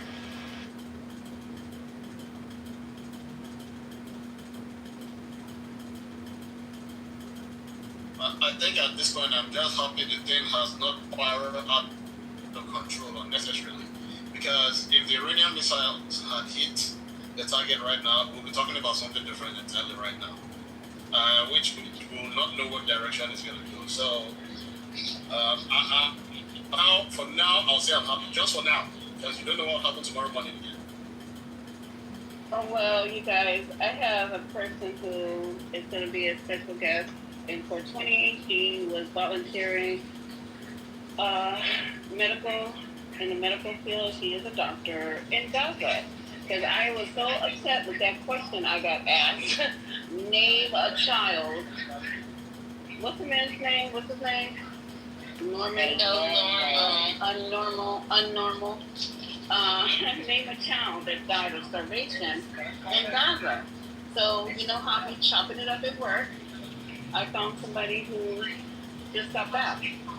I was working over there, so she can name a lot of children and a lot of shit. So, does she? Oh, that's dope. What time? I want to make sure I'm here for that. Does she have their social security numbers, birth certificates? No, she didn't. Security number? No. Are you serious right now? I am trying. You you know what? That sounds like some bullshit you come up with. But yeah, I'm trying to make sure I get her on tonight. That's for awesome, meeting. Lisa. That's a great find.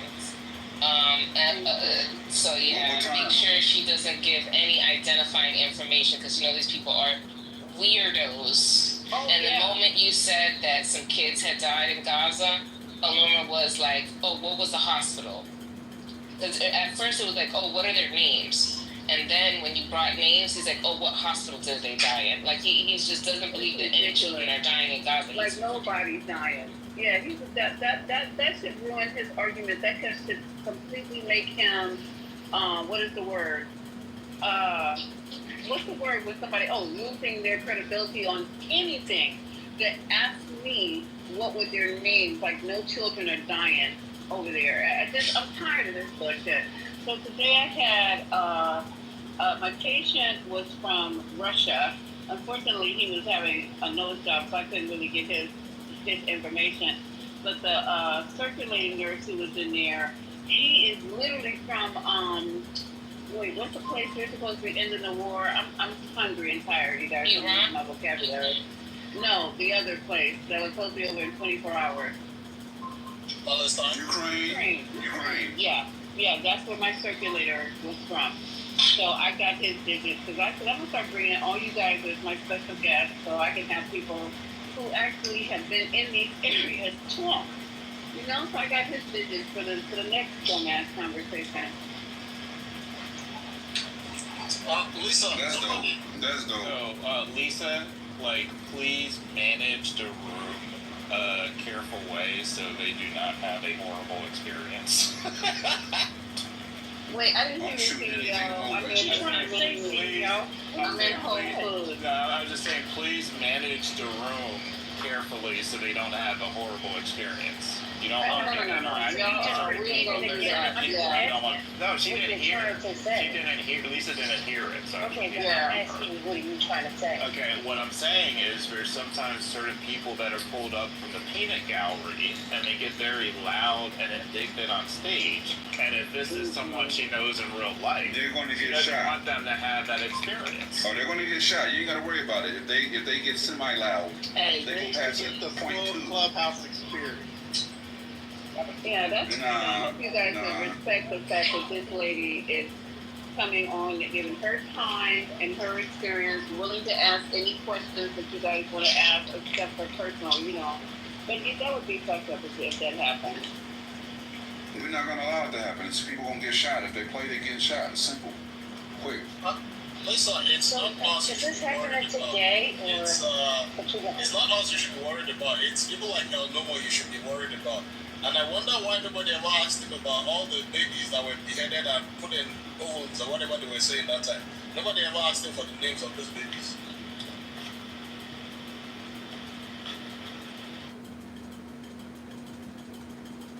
Yeah, I mean, nobody asked them for the names of those babies because we're like decent people. You know, that would be an indecent question. I mean, but he did ask Lisa to give her names. But we're not holding ourselves to his standard. No. I'm just saying, we're not doing that, which is good. I'm just saying, he asked for names of kids that have starved to death.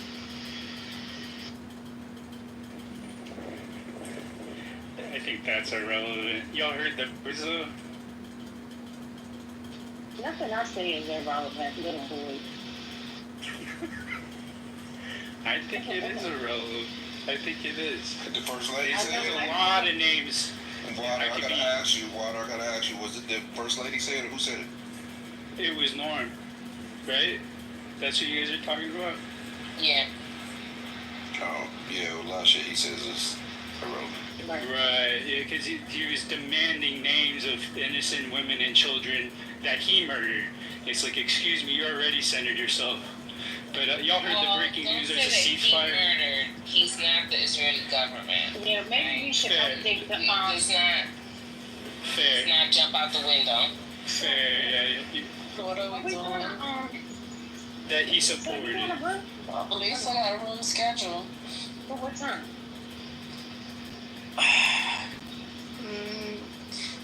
It's I'm getting old, guys. Hold on. 340? Why that shit says 340 PDT? Hold on. Oh, that would Was be. that? Was that old, that photo? No, that's what she just put right now. She put 534 special guest. 534. 420. No, 534. She sent it to the chat. 534. My time. Would be 8. 8, right?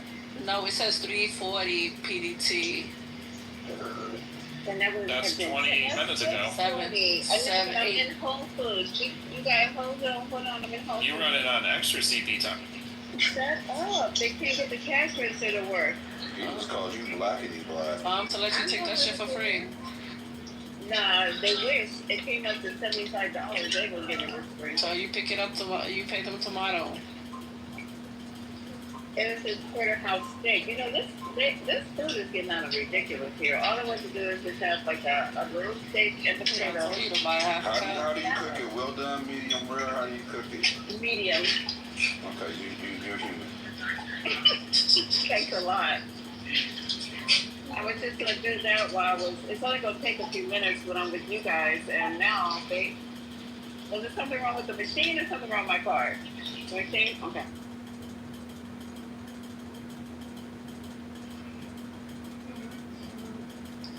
Well, I'm in bed, so let me know what y'all doing. Is it 7 o'clock? What the hell are you? If you don't wake your ass. I'm tired. Drop it up to 5:30. Is calling me. No. You know, once you take a shower, you just be like, dive into the bed. 7 o'clock. Come on. It's 6. But she was up all night long. You don't know. Oh, what's y'all? She might have been wilding out. Never mind. Exactly. No, I was up last night in the room, but then I woke up early. Yeah, I got up at 5:30. I'm tired. You know when you start feeling your left eye just closing? Like, yeah. Your eyes are glitching and shit. It be like this. And then you be like, you take a power nap and wake up. Yeah, that's what I need, a little nap. Yeah, that's a little cat nap. I ain't gonna lie. I've been getting my little cat naps in more recently. I don't know what's going on, but it be feeling good. Oh, you know what that means, right? That means you got somebody pregnant. No, the fuck it don't. Take that back. That's what my mother used to The say. truth is not in you. What the hell? My mother used to say, uh-oh. You pregnant. When the guy started talking about he's stupid. Oh, you didn't got somebody pregnant. That's an old. What the hell, Barry?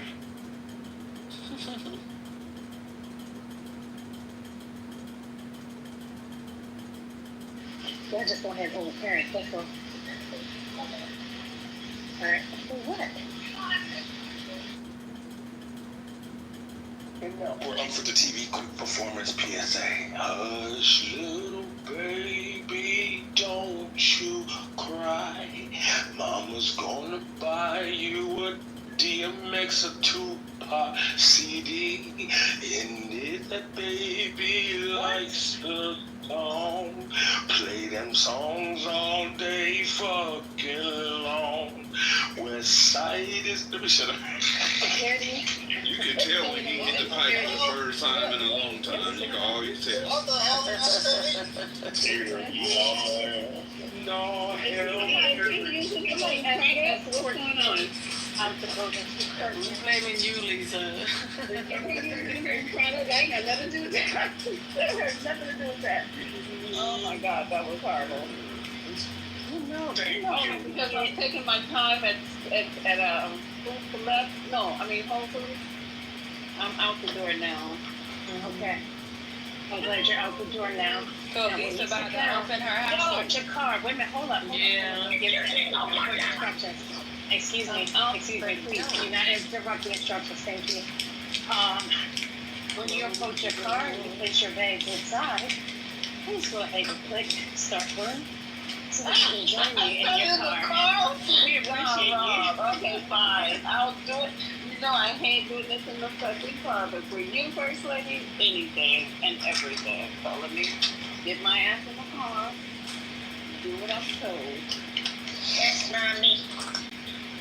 Not yes, mommy. Yes, mommy is crazy. I know, right? You know what's funny? When I told El Normo I could smell his breath, it smells like fire and brimstone. I told them today at the different job, and they were like, that was crazy. That was crazy. Hey, you know what I imagine when you said that? I imagine sulfur, like a hot sulfur scent. That's what I was imagining too. What does the devil's breath smell like? Probably smell worse than that though. Well, damn. Well, damn. There you go. All right, people. Let me make sure I'm getting in the car and call my girl. See if she's available. What you doing early. All that noise. Oh, what are you trying to say? They be judging you. It be like jiggling and shit. Like my car, Gemini, hey, my car still takes They be judging. shit like that. I gotta roll the window down and all that shit. My car is not in. Why they trying to do that? 2025. You know what I'm saying? Yeah, crazy. You driving a Datsun with all that. Very close. Yo, Man, crazy. They don't even make Datsuns no more, do they? They don't. But they, you know, you gotta do what you gotta do. Come see my the woman that do my feet. She'll get rid of them. Oh, honey, we get you right. We get you right tonight. Wait a minute, you saying somebody got Flintstone feet? What's going on? The way that car sound. That's guys are really cold-blooded. Hey, see, if I said that they say I was mean, let's don't think it's crazy. Girl, I don't even know that you can't look like no. I know. I ain't got no key for my house. I ain't got no key for my car. What's going on? I'm so sorry. We can't all be you. Man, I ain't gonna lie, I got a bunch of keys. $40 to keep from I got a bunch of damn keys.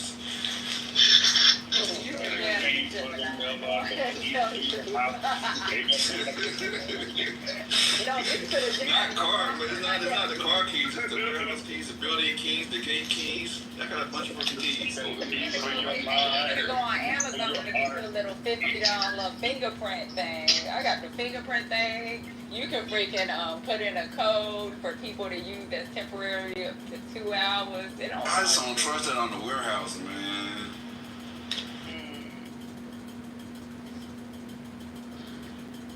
You can't trust your neighbors either, not of all of them, and you can't trust some of your friends. Like that's all. So you trust bottom clips? That's what it is. They can still get in your shit. That's a fact. They can still get in. I told you about Garter World out here. Garter World is they got hit for like 100-something million, and they still ain't caught the people that did that. Don't forget about the one on Easter not this last Easter, but the previous Easter. That was Garter World. That was Garter World. That's Lord. Yeah. Nigga, how do you go through the fucking ceiling and They steal all went that through the money? ceiling and got 100 million. They even wrong. They went through the ceiling and got 100 million. They did. It was mostly cannabis money too, because that's what they do. They took 100 million. It was because they said the safe was not broken into. It was open without force. Get ready for more of this shit, bro. Get ghosts. Got your friend ghost open it. Cover your bases, brother.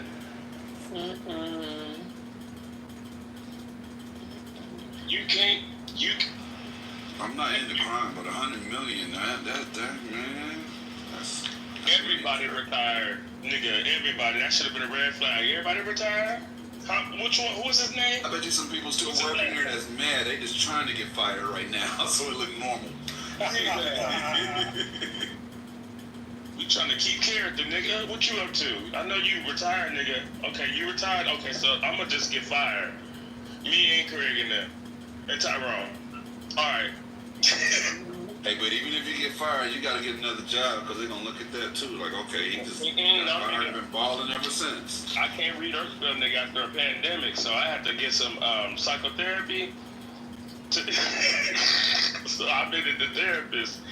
After I lost my job, I lost my mind. Aleph, I've met a few people like that. Aleph is talking about Trump, how he has the world in his hands and he still lies. But this is the weirdest thing. I've encountered a couple people that were extremely well off, extremely rich, living a lifestyle that anybody would be very happy to live, and they still will lie about a bunch of shit, just exaggerate and lie. I'm like, why? Like, your real life is so crazy. Like, why you? It's weird. It's like it's a disease. They can't help it. Look, they say when you come into a large sums amount of money, aka reparations and shit.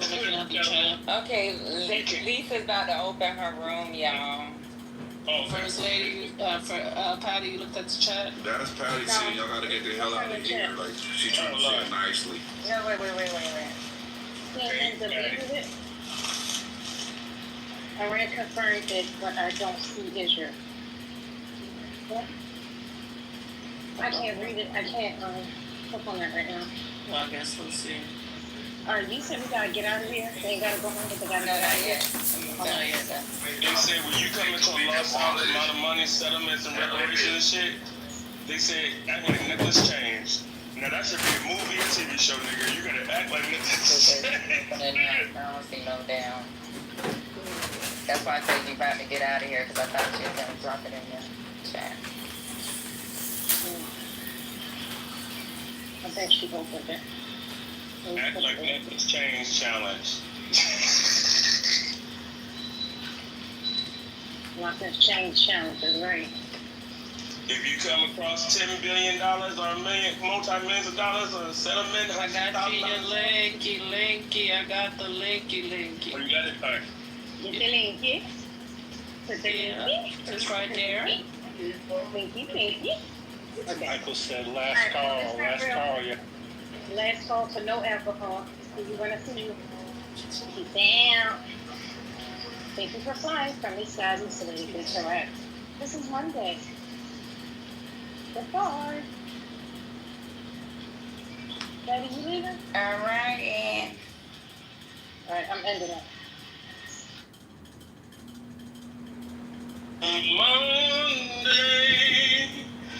Monday, sing it if you know it. Monday, yeah, we gotta need some male plus Gemini and Steve. Oh, and Patty. Oh, Lord Jesus. Can we have oh, my bad. I blacked out. Can someone get the choir director's attention for me? Can we go to selection B? My bad. What a minute. Shit, I blacked out. Amen. Amen to you, brother. We appreciate you for lending your voice to the Lord. But now we have to move on to Sister Carol with selection B. Like, it better not sound like what you just sounded like. That's what B stands for. Welcome everybody to the 420. We're trying to see if I can get our special guest here tonight, which I'm looking forward to her. Nigga, I saw myself out the room. I'm like, hello? I'm in a whole other room. You're in the hallway. Welcome everyone. Robert, come up. Aleph, come up. All the normals. All the normals and the abnormals. You know, I enjoy having you on the stage, Ed. You have a lot of good shit to offer, so I appreciate you coming to the stage. And you too, F. Gray, whenever you get a chance, when, you know, I know y'all are busy and popular, got a lot going on, but I appreciate it. So, yeah, we're going to have God is good, and the PayPal, and the check has cleared. We should have a guest speaker, a guest minister on the program tonight, and we're just gonna see how this goes.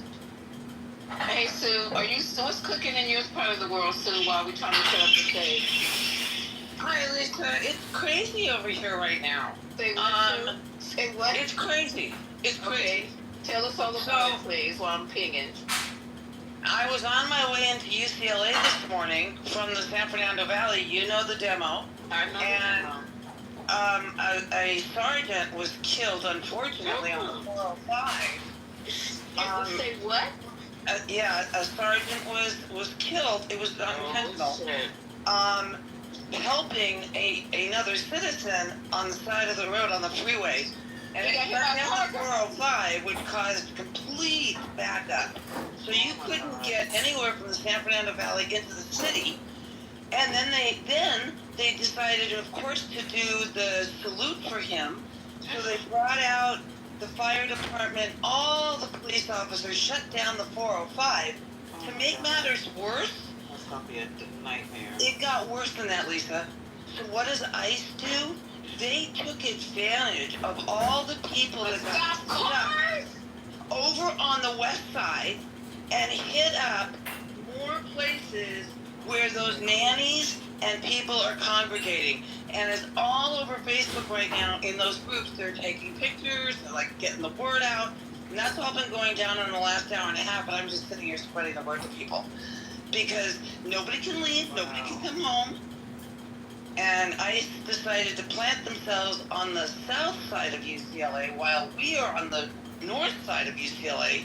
And for anybody that knows, that's a good 10-mile spread with a mountain in between. Yeah. And so for ICE to do this, they know what they're doing. Yeah. They know, and they just landlocked Westwood all the way to Santa Monica. Well, can I ask you, what was this sergeant? Was he killed accidentally? Yes. Okay, I'm sorry. He was on the side of the road. There had been a car pulled over. I don't know if it was an accident. It was early at like 5:30 this morning, and he was on the side of the road assisting. Wow. And he and the citizen died. Wow. Very tragic. And it turns out that this guy is the caretaker for his parents. I mean, it's tragic. The whole thing is tragic. But what's more unfortunate is that, they're now hitting the people over on the west side. They got Westwood and Brentwood. I'm like, But Trump said he was coming after you guys at Kelly. What's going on? Y'all know that he was. I can't invite Sonia up because something's wrong with my phone. Are you in Brentwood right now? I mean, a 6-year-old woman. Could I say something? No. Oh, why? A 6-year-old woman selling tamales. What do you mean? Somebody added me. Wait a minute, we can't get what you saying. Somebody added you. Go ahead, Queen. He means bringing you on stage. Okay. Yeah, while he's talking and she's talking, giving us the local updates, can you guys please ping your friends in so I can get out the car? I am pinging as I am in Whole Foods parking lot. I'm ping Jill right now. Thank you, baby. And I need to get, no, don't invite him, never mind. Go ahead, I'm sorry, who did I interrupt? Please continue. I mean, not LaQuisha, I'm sorry. Go ahead, Queen. No, I was just finishing. Let me just finish. They're taking out people now they've got rifles on their chests, and they're coming out fully armed. First of all, And that's how they're approaching it. I will say I would have. It's this. You go on, so I'll kick them down. Oh, okay, thank you. No, I just wanted to end with that. So, the most recent one was a 60-year-old woman, because we're being told not to carry our documents on us because they're ripping that up. So people are carrying them on their phone. Yeah, you're supposed to carry it on your phone, exactly. They're right, but they're not letting people get to use their passwords to get their phone unlocked. Have you heard about the recent round of arrest of the ICE impersonators that's happening nationwide because they're kidnapping people utilizing ICE? And one of the guys told one of the women that unless she had sex with them, I'll put out the link in the chat. I'm not joking right now. No, he's right. Gemini is 100% spot on. Gemini, go for it. So I just think it's sad. We got to be careful. Like, I want to see some credentials, like, with anybody I'm interacting with. And if I was a woman, I absolutely advise you guys to be as safe as possible and to make sure that the person, just like you make sure with law enforcement, you want to know it's a real cop, right? You got to do the same with ICE because these people are running up armed, no badges, unmarked vehicles, out-of-state plates. How do you... Karen just actually made a statement about that. Karen Bass did. Karen Bass, he's right. Yeah, she said that this is getting out. She's saying that they're having a problem because these people are not properly identifying themselves. They're even switching out plates on the vehicles that they're using. So the plates on their cars are not even the plates that's supposed to go to that vehicle, which should be illegal alone. Like, they're just doing like straight, I guess, gangster shit. That's the only way I can really think about it. Like, when you're just running down on people, unmarked vehicles, no credentials, masked up with a gun, what do you call that? Yeah. Anyway, I just wanted to put that out there. You might get a bullet.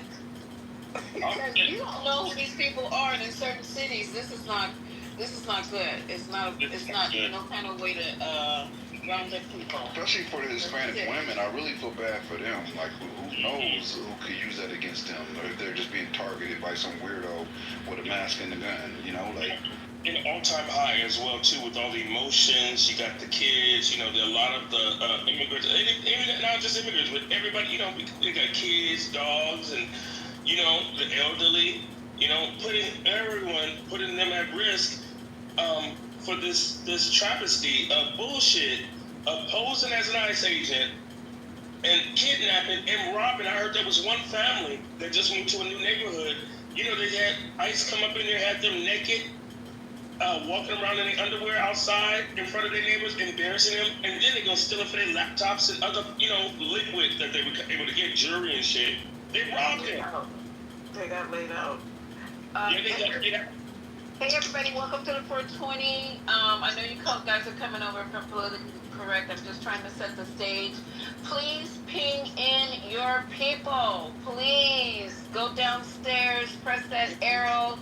Ping it, but you know what? Ping in the ones that you don't like, because those usually are the fun ones for me. So ping in. You know, like, make sure people end up liking them. Lisa, I promise to behave until after dark. Oh, yeah, baby, you know. You already know. Just so you know, after dark it's lit in here.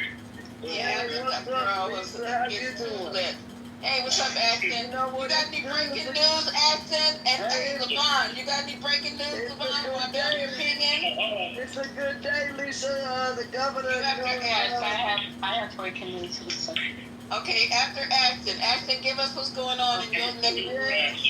Yeah, THC products and all that will stay legal. The governor vetoed in the middle of the night overnight. The other person stay legal. It will stay. Congratulations. I agree. We did a lot of work, y'all, lobbying. I mean, seriously, we put a lot of work behind that. We passed out 6,700 pieces of paper, and 286,000 people signed a petition. So we were on it, and yes, ma'am. We have boxes piled up in the governor's office. Yes, ma'am. It worked. Don't mess with that. Work. How you fight? You have to do it like that, man. You got to keep putting your feet down, keep going, keep passing out papers. Eventually, people will sign the legislation and sign it to where it gets to the governor's desk on time. And it worked. I mean, that's 285,000 people. How does someone testify before Congress for a bill? Like, if you make a good candidate to be, you know, somebody who could testify and be a good witness. Because I actually contacted my state representative, Taki Chan, here in Quincy, Massachusetts, and I found a loophole in the cybersecurity bill, which these idiots were supposed to contact me and let me know that they had one enabled, but they're having another one because they're trying to get it passed.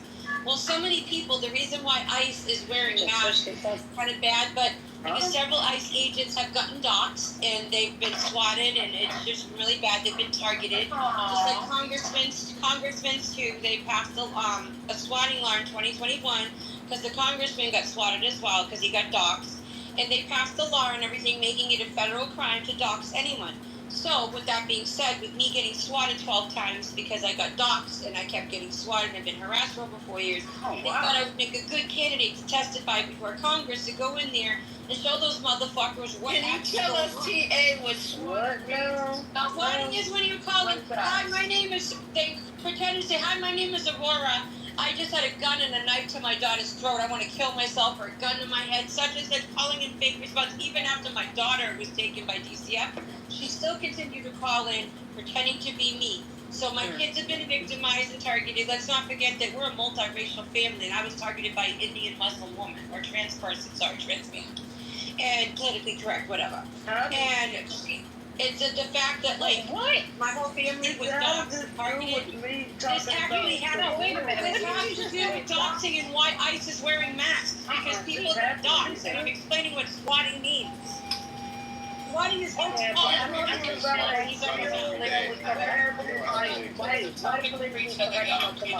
illegal? To do that? That's a federal crime. I just said. Hold on for a second. One mic. Mods. I'm driving. I'm like about 6 minutes away from the computer. Can you guys moderate the? I got you. I was just about to. I was talking Yes. about a bill that passed in my state. I don't know how in the world we got on that law. Because it's in my state too about cybersecurity, honey. Actually, She's talking about I'm talking about going to Congress and testifying before Congress. That's what I'm going to be doing, baby. That's all. I wasn't trying to know I love you, Ashton. Come on. It's a horror. Right, okay, right on. Okay. Ashton, I did want to speak to your victory. I want to congratulate you guys. I'm glad to hear that he was able to veto that.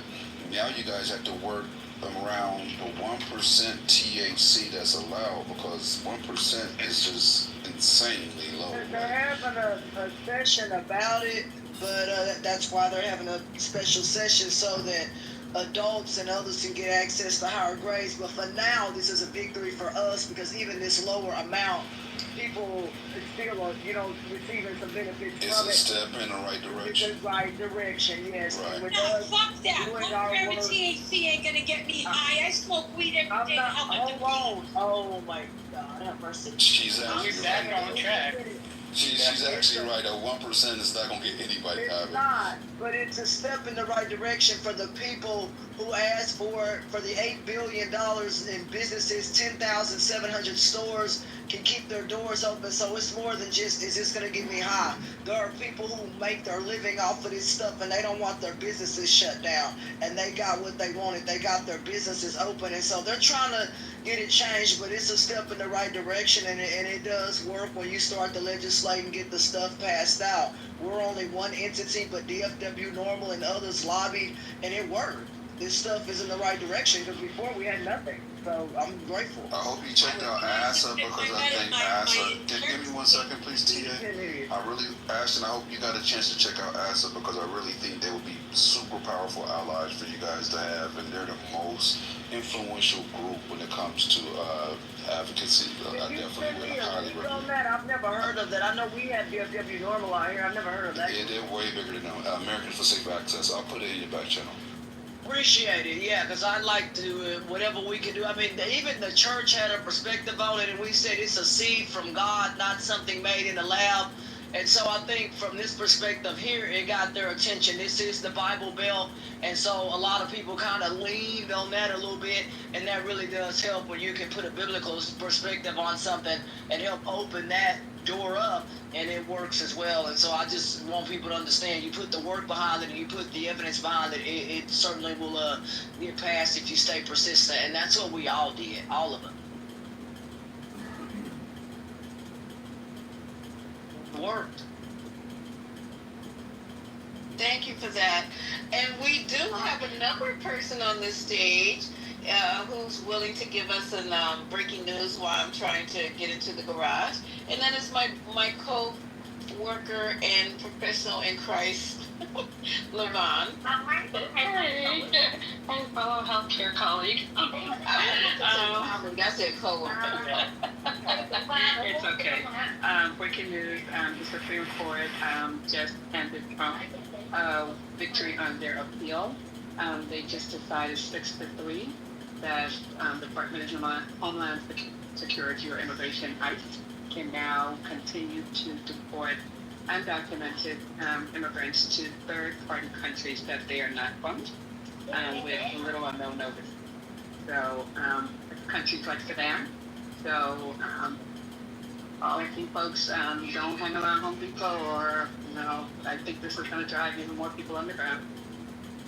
And it was 6-3 with Sotomayor, Kagan, and what's your name? Ketanji Jackson voted against it, and the other 3 voted for it. And that's a fact. Anything else, guys? Because I have a recommendation. I've been thinking about this because it's been troubling me for quite a while. Because remember I told you guys that I would, if I was that person in that situation, this is what I would do. I would either take that $1,000 in the ticket and go anywhere. I don't know. I don't have to go back to where I came from. I can go to the Bahamas, right? Jamaica, some shit like that. I don't know how that works. But I would do that, or I would stay underground. We talked about this the other day. I would just stay underground. How many more years will this be going on? And then I'll pay somebody to go do my grocery shopping, to get me all my necessities. I might come out, maybe for some sun in the backyard. But I'm telling you guys, this is getting crazy. Did you guys just hear what's happening in LA?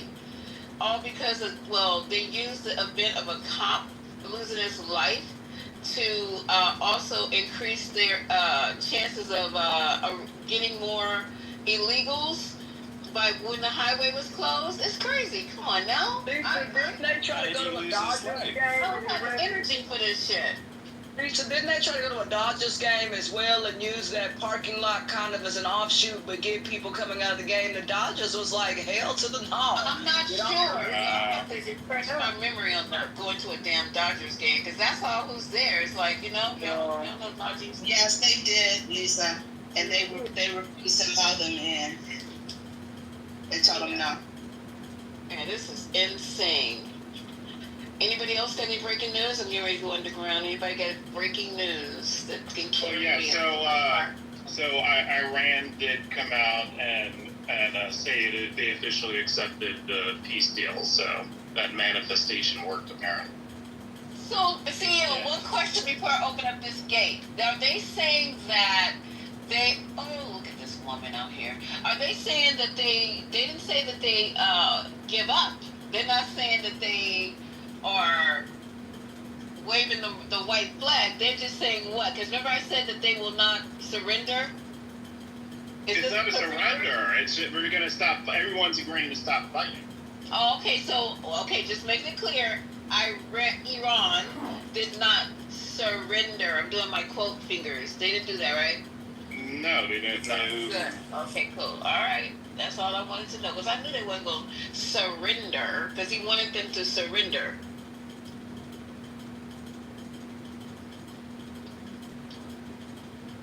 I believe Yemen entered the war, if I'm not mistaken. And Yemen has entered the chat? Well, let's just hope it's nothing like Ukraine or Russia ceasefire. Oh, that's a good one. All right, I'm going on mute because I'm underneath the building. The IO told us to not pushovers. They ain't gonna just bow down to BD, the bulldozing criminal. Well, I hope Who said they're bowing down? It's a ceasefire. Both sides stop shooting each other. How is that bowing down? Oh, he's talking about Israel. They better not point any more ire toward the U.S. because I'm going to tell you, they shoot at any more military targets concerning to the United States. That probably wouldn't be a good idea for them. They have no air superiority, so it probably wouldn't be a good idea for them to continue to aim at, they shot some missiles over kind of toward UAE. Those folks closed their airspace. So was anything hit? No. Missiles got knocked out of the air and so on and so forth. But still, it just shows some capability of Iran to at least get them there. Down they didn't hit anything, but still, America, hey, we're hanging in there. We shouldn't have even been there in the first place. Man, how did we get here? Y'all don't even know how narrow the Straits of Hormuz is. I sailed it in 96. You could see missiles on both sides of that motherfucker. I do. It's 22 miles wide. That's not very wide. Hell no. We had to go in single file. 22. Aircraft carrier in the middle. I think on that diary they had 50 tankers turned around, so we'll see if they head back. Yeah, Iran doesn't have to throw bombs to give us pain. If they decide to shut the Straits of Hormuz, it's over. What? Can I just ask a question real quick? Why is there this thing like, this bad stuff's still gonna happen? Like, It's a ceasefire where everyone's trying to end it. This is going to be deaded, done, finished. So why is there like this obsession with like dialing it up and making it worse? We're not sure It's going to be bad. We hope, but how many ceasefires have Israel broken with Gaza? We hope. So if there is stuff to get But Israel, if they break the ceasefire of Iran, that's not the U.S. breaking a ceasefire. Yeah, I'm here with right? the CEO. Doesn't matter. They're ball foxes. It doesn't matter. Israel shot. It doesn't matter, really. I hope it holds, but I'm saying I go by history, and they're not known to be true members of their word. And how many times when Israel didn't hold up their ceasefire, the U.S. got hit afterwards? But we already know that was forecast. What? Huh? Yeah. So Israel and Iran have both not confirmed their ceasefire. Iran confirmed it. They confirmed it with orders 5 minutes ago. Not with Israel. Iran confirmed it. An Iran official confirmed it. Well, what's your source? Okay, let me say something. I'm sitting in the chat right now. We are talking to a liar. We are talking to a liar. Trump is a liar. Israel has lied. Russia has lied. Everybody who said that there's a ceasefire has fired against the thing. Iran is no different. Let's be clear on this. You're talking as though it's fair to listen to each other. They're just refueling. They're setting up. And I think they'll strike back before Israel breaks the deal, because Israel has broken the deal against Hamas and Palestine and Gaza 3-4 times. It makes no sense for them to agree. It makes no sense. They just say that to appease Trump. They're refueling, and then they're going to strike back.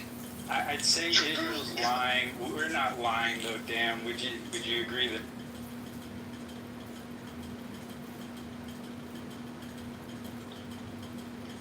I'm saying we think we are in truth. Everybody else knows that everybody is lying.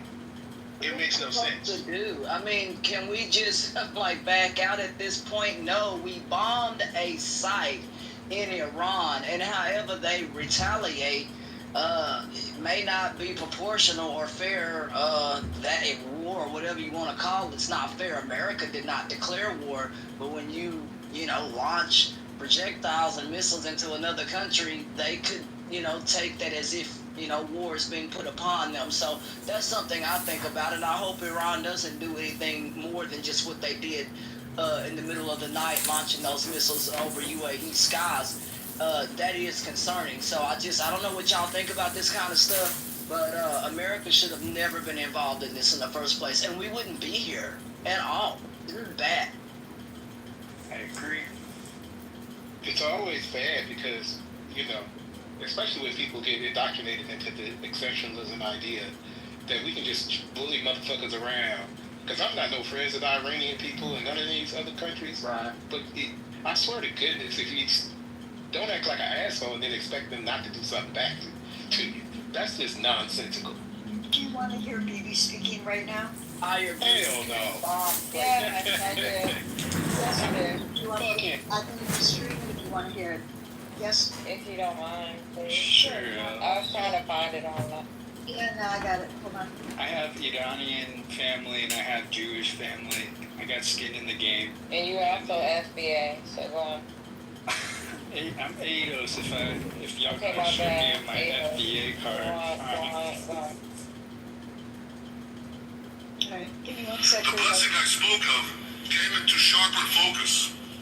A normalization deal between Saudi Arabia and Israel seemed closer than ever. But then came the curse of October 7th. Thousands of Iranian-backed Hamas terrorists from Gaza. Now, you guys, I'm being told this is not live, so my bad on that. Sorry about that. I mean, apologies. Yeah, I said today, right? Yeah, but it's people are writing and they're saying this is not right now. This is 2024, so I'm going to make sure before I pull anything back. Sorry.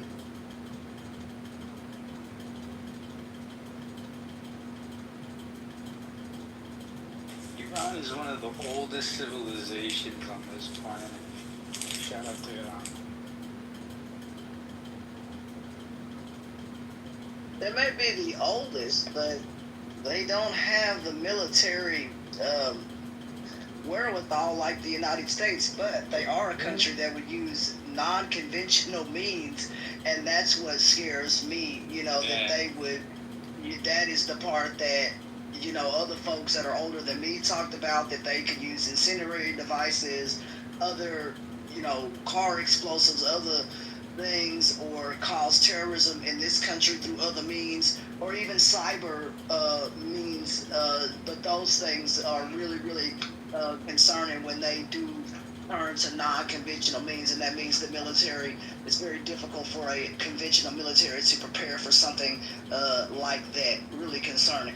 One thing I've been kind of thinking about, and I'm glad it hasn't been mentioned by any of these countries that we're dealing with at this point, is biological warfare, because COVID confirmed that we are not ready or prepared to respond to that type of attack, and it would be a lot more impactful and effective and harder to deter than just dropping a nuclear bomb or sending something that can be shot out the sky. If you can introduce it locally, get it here, I think that would be a real problem, and I don't think that's something we should rule out at this point either.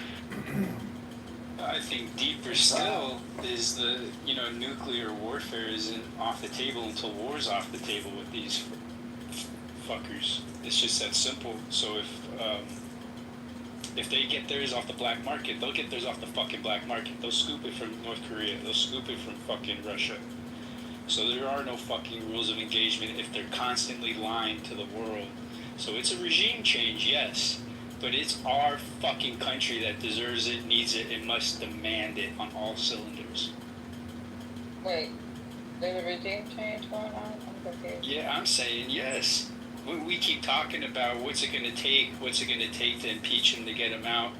They're trying to regime change other nations. Well, let's start with our own, and then talk if there's anybody left in the world that we need to insert ourselves with. So you want the citizens of the U.S. to overthrow President Trump? Is that what you're saying? Both sides of the aisle, Republican, Democrat, independent alike. Absolutely. Yeah. That doesn't count as a regime change, does it? I thought a regime change was a little bit more intense than that. You fire the administrations involved. Calling for a civil war. You want to fire the administration. J.D. Vance would become the president. You're not firing the administration. You're just removing one person. We nominate new people altogether. That's a regime change. So you're talking about overthrowing the government. Yes. So you want to overthrow it? Okay. And what's your process for that? Diplomatically. With diplomacy. First of all, that won't be diplomatic. That would be a violent process. And secondly, on this recorded app and in this room with the replays on, I would like to say that was water. Nothing to do with that. Wait, hold on. The diplomatic overthrow of the entire cabinet. I mean, that is wow. Diplomatic. A lot of new shit. You should write like a fiction book. Stop. He's trying to get everybody I have a serious idea for you. You should actually write a fiction book where that happened. I bet you people would read that. That would be a good book. How is that even possible? I'll probably write a song. That's my. It's like taking the whole Republicans out. It's not possible. He's about to be on the watch list right now. No, we have a bipartisan vibe going on right now, and we're obsessing over problems instead of witnessing all the solutions and the numbers and the solidarity that circumvents any need for violence or acts of violence for revolution.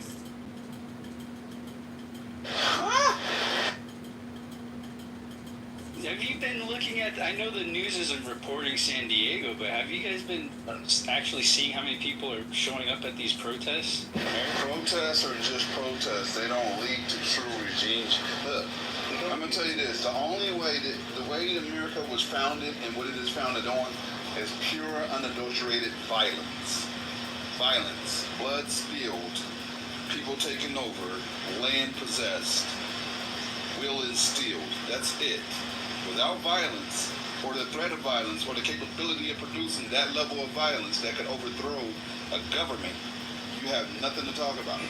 Because they're going to respond with violence. They ain't going to respond with signs and march around your parade. Like, that's not the way that fucking works. Numbers stop the violence. If No.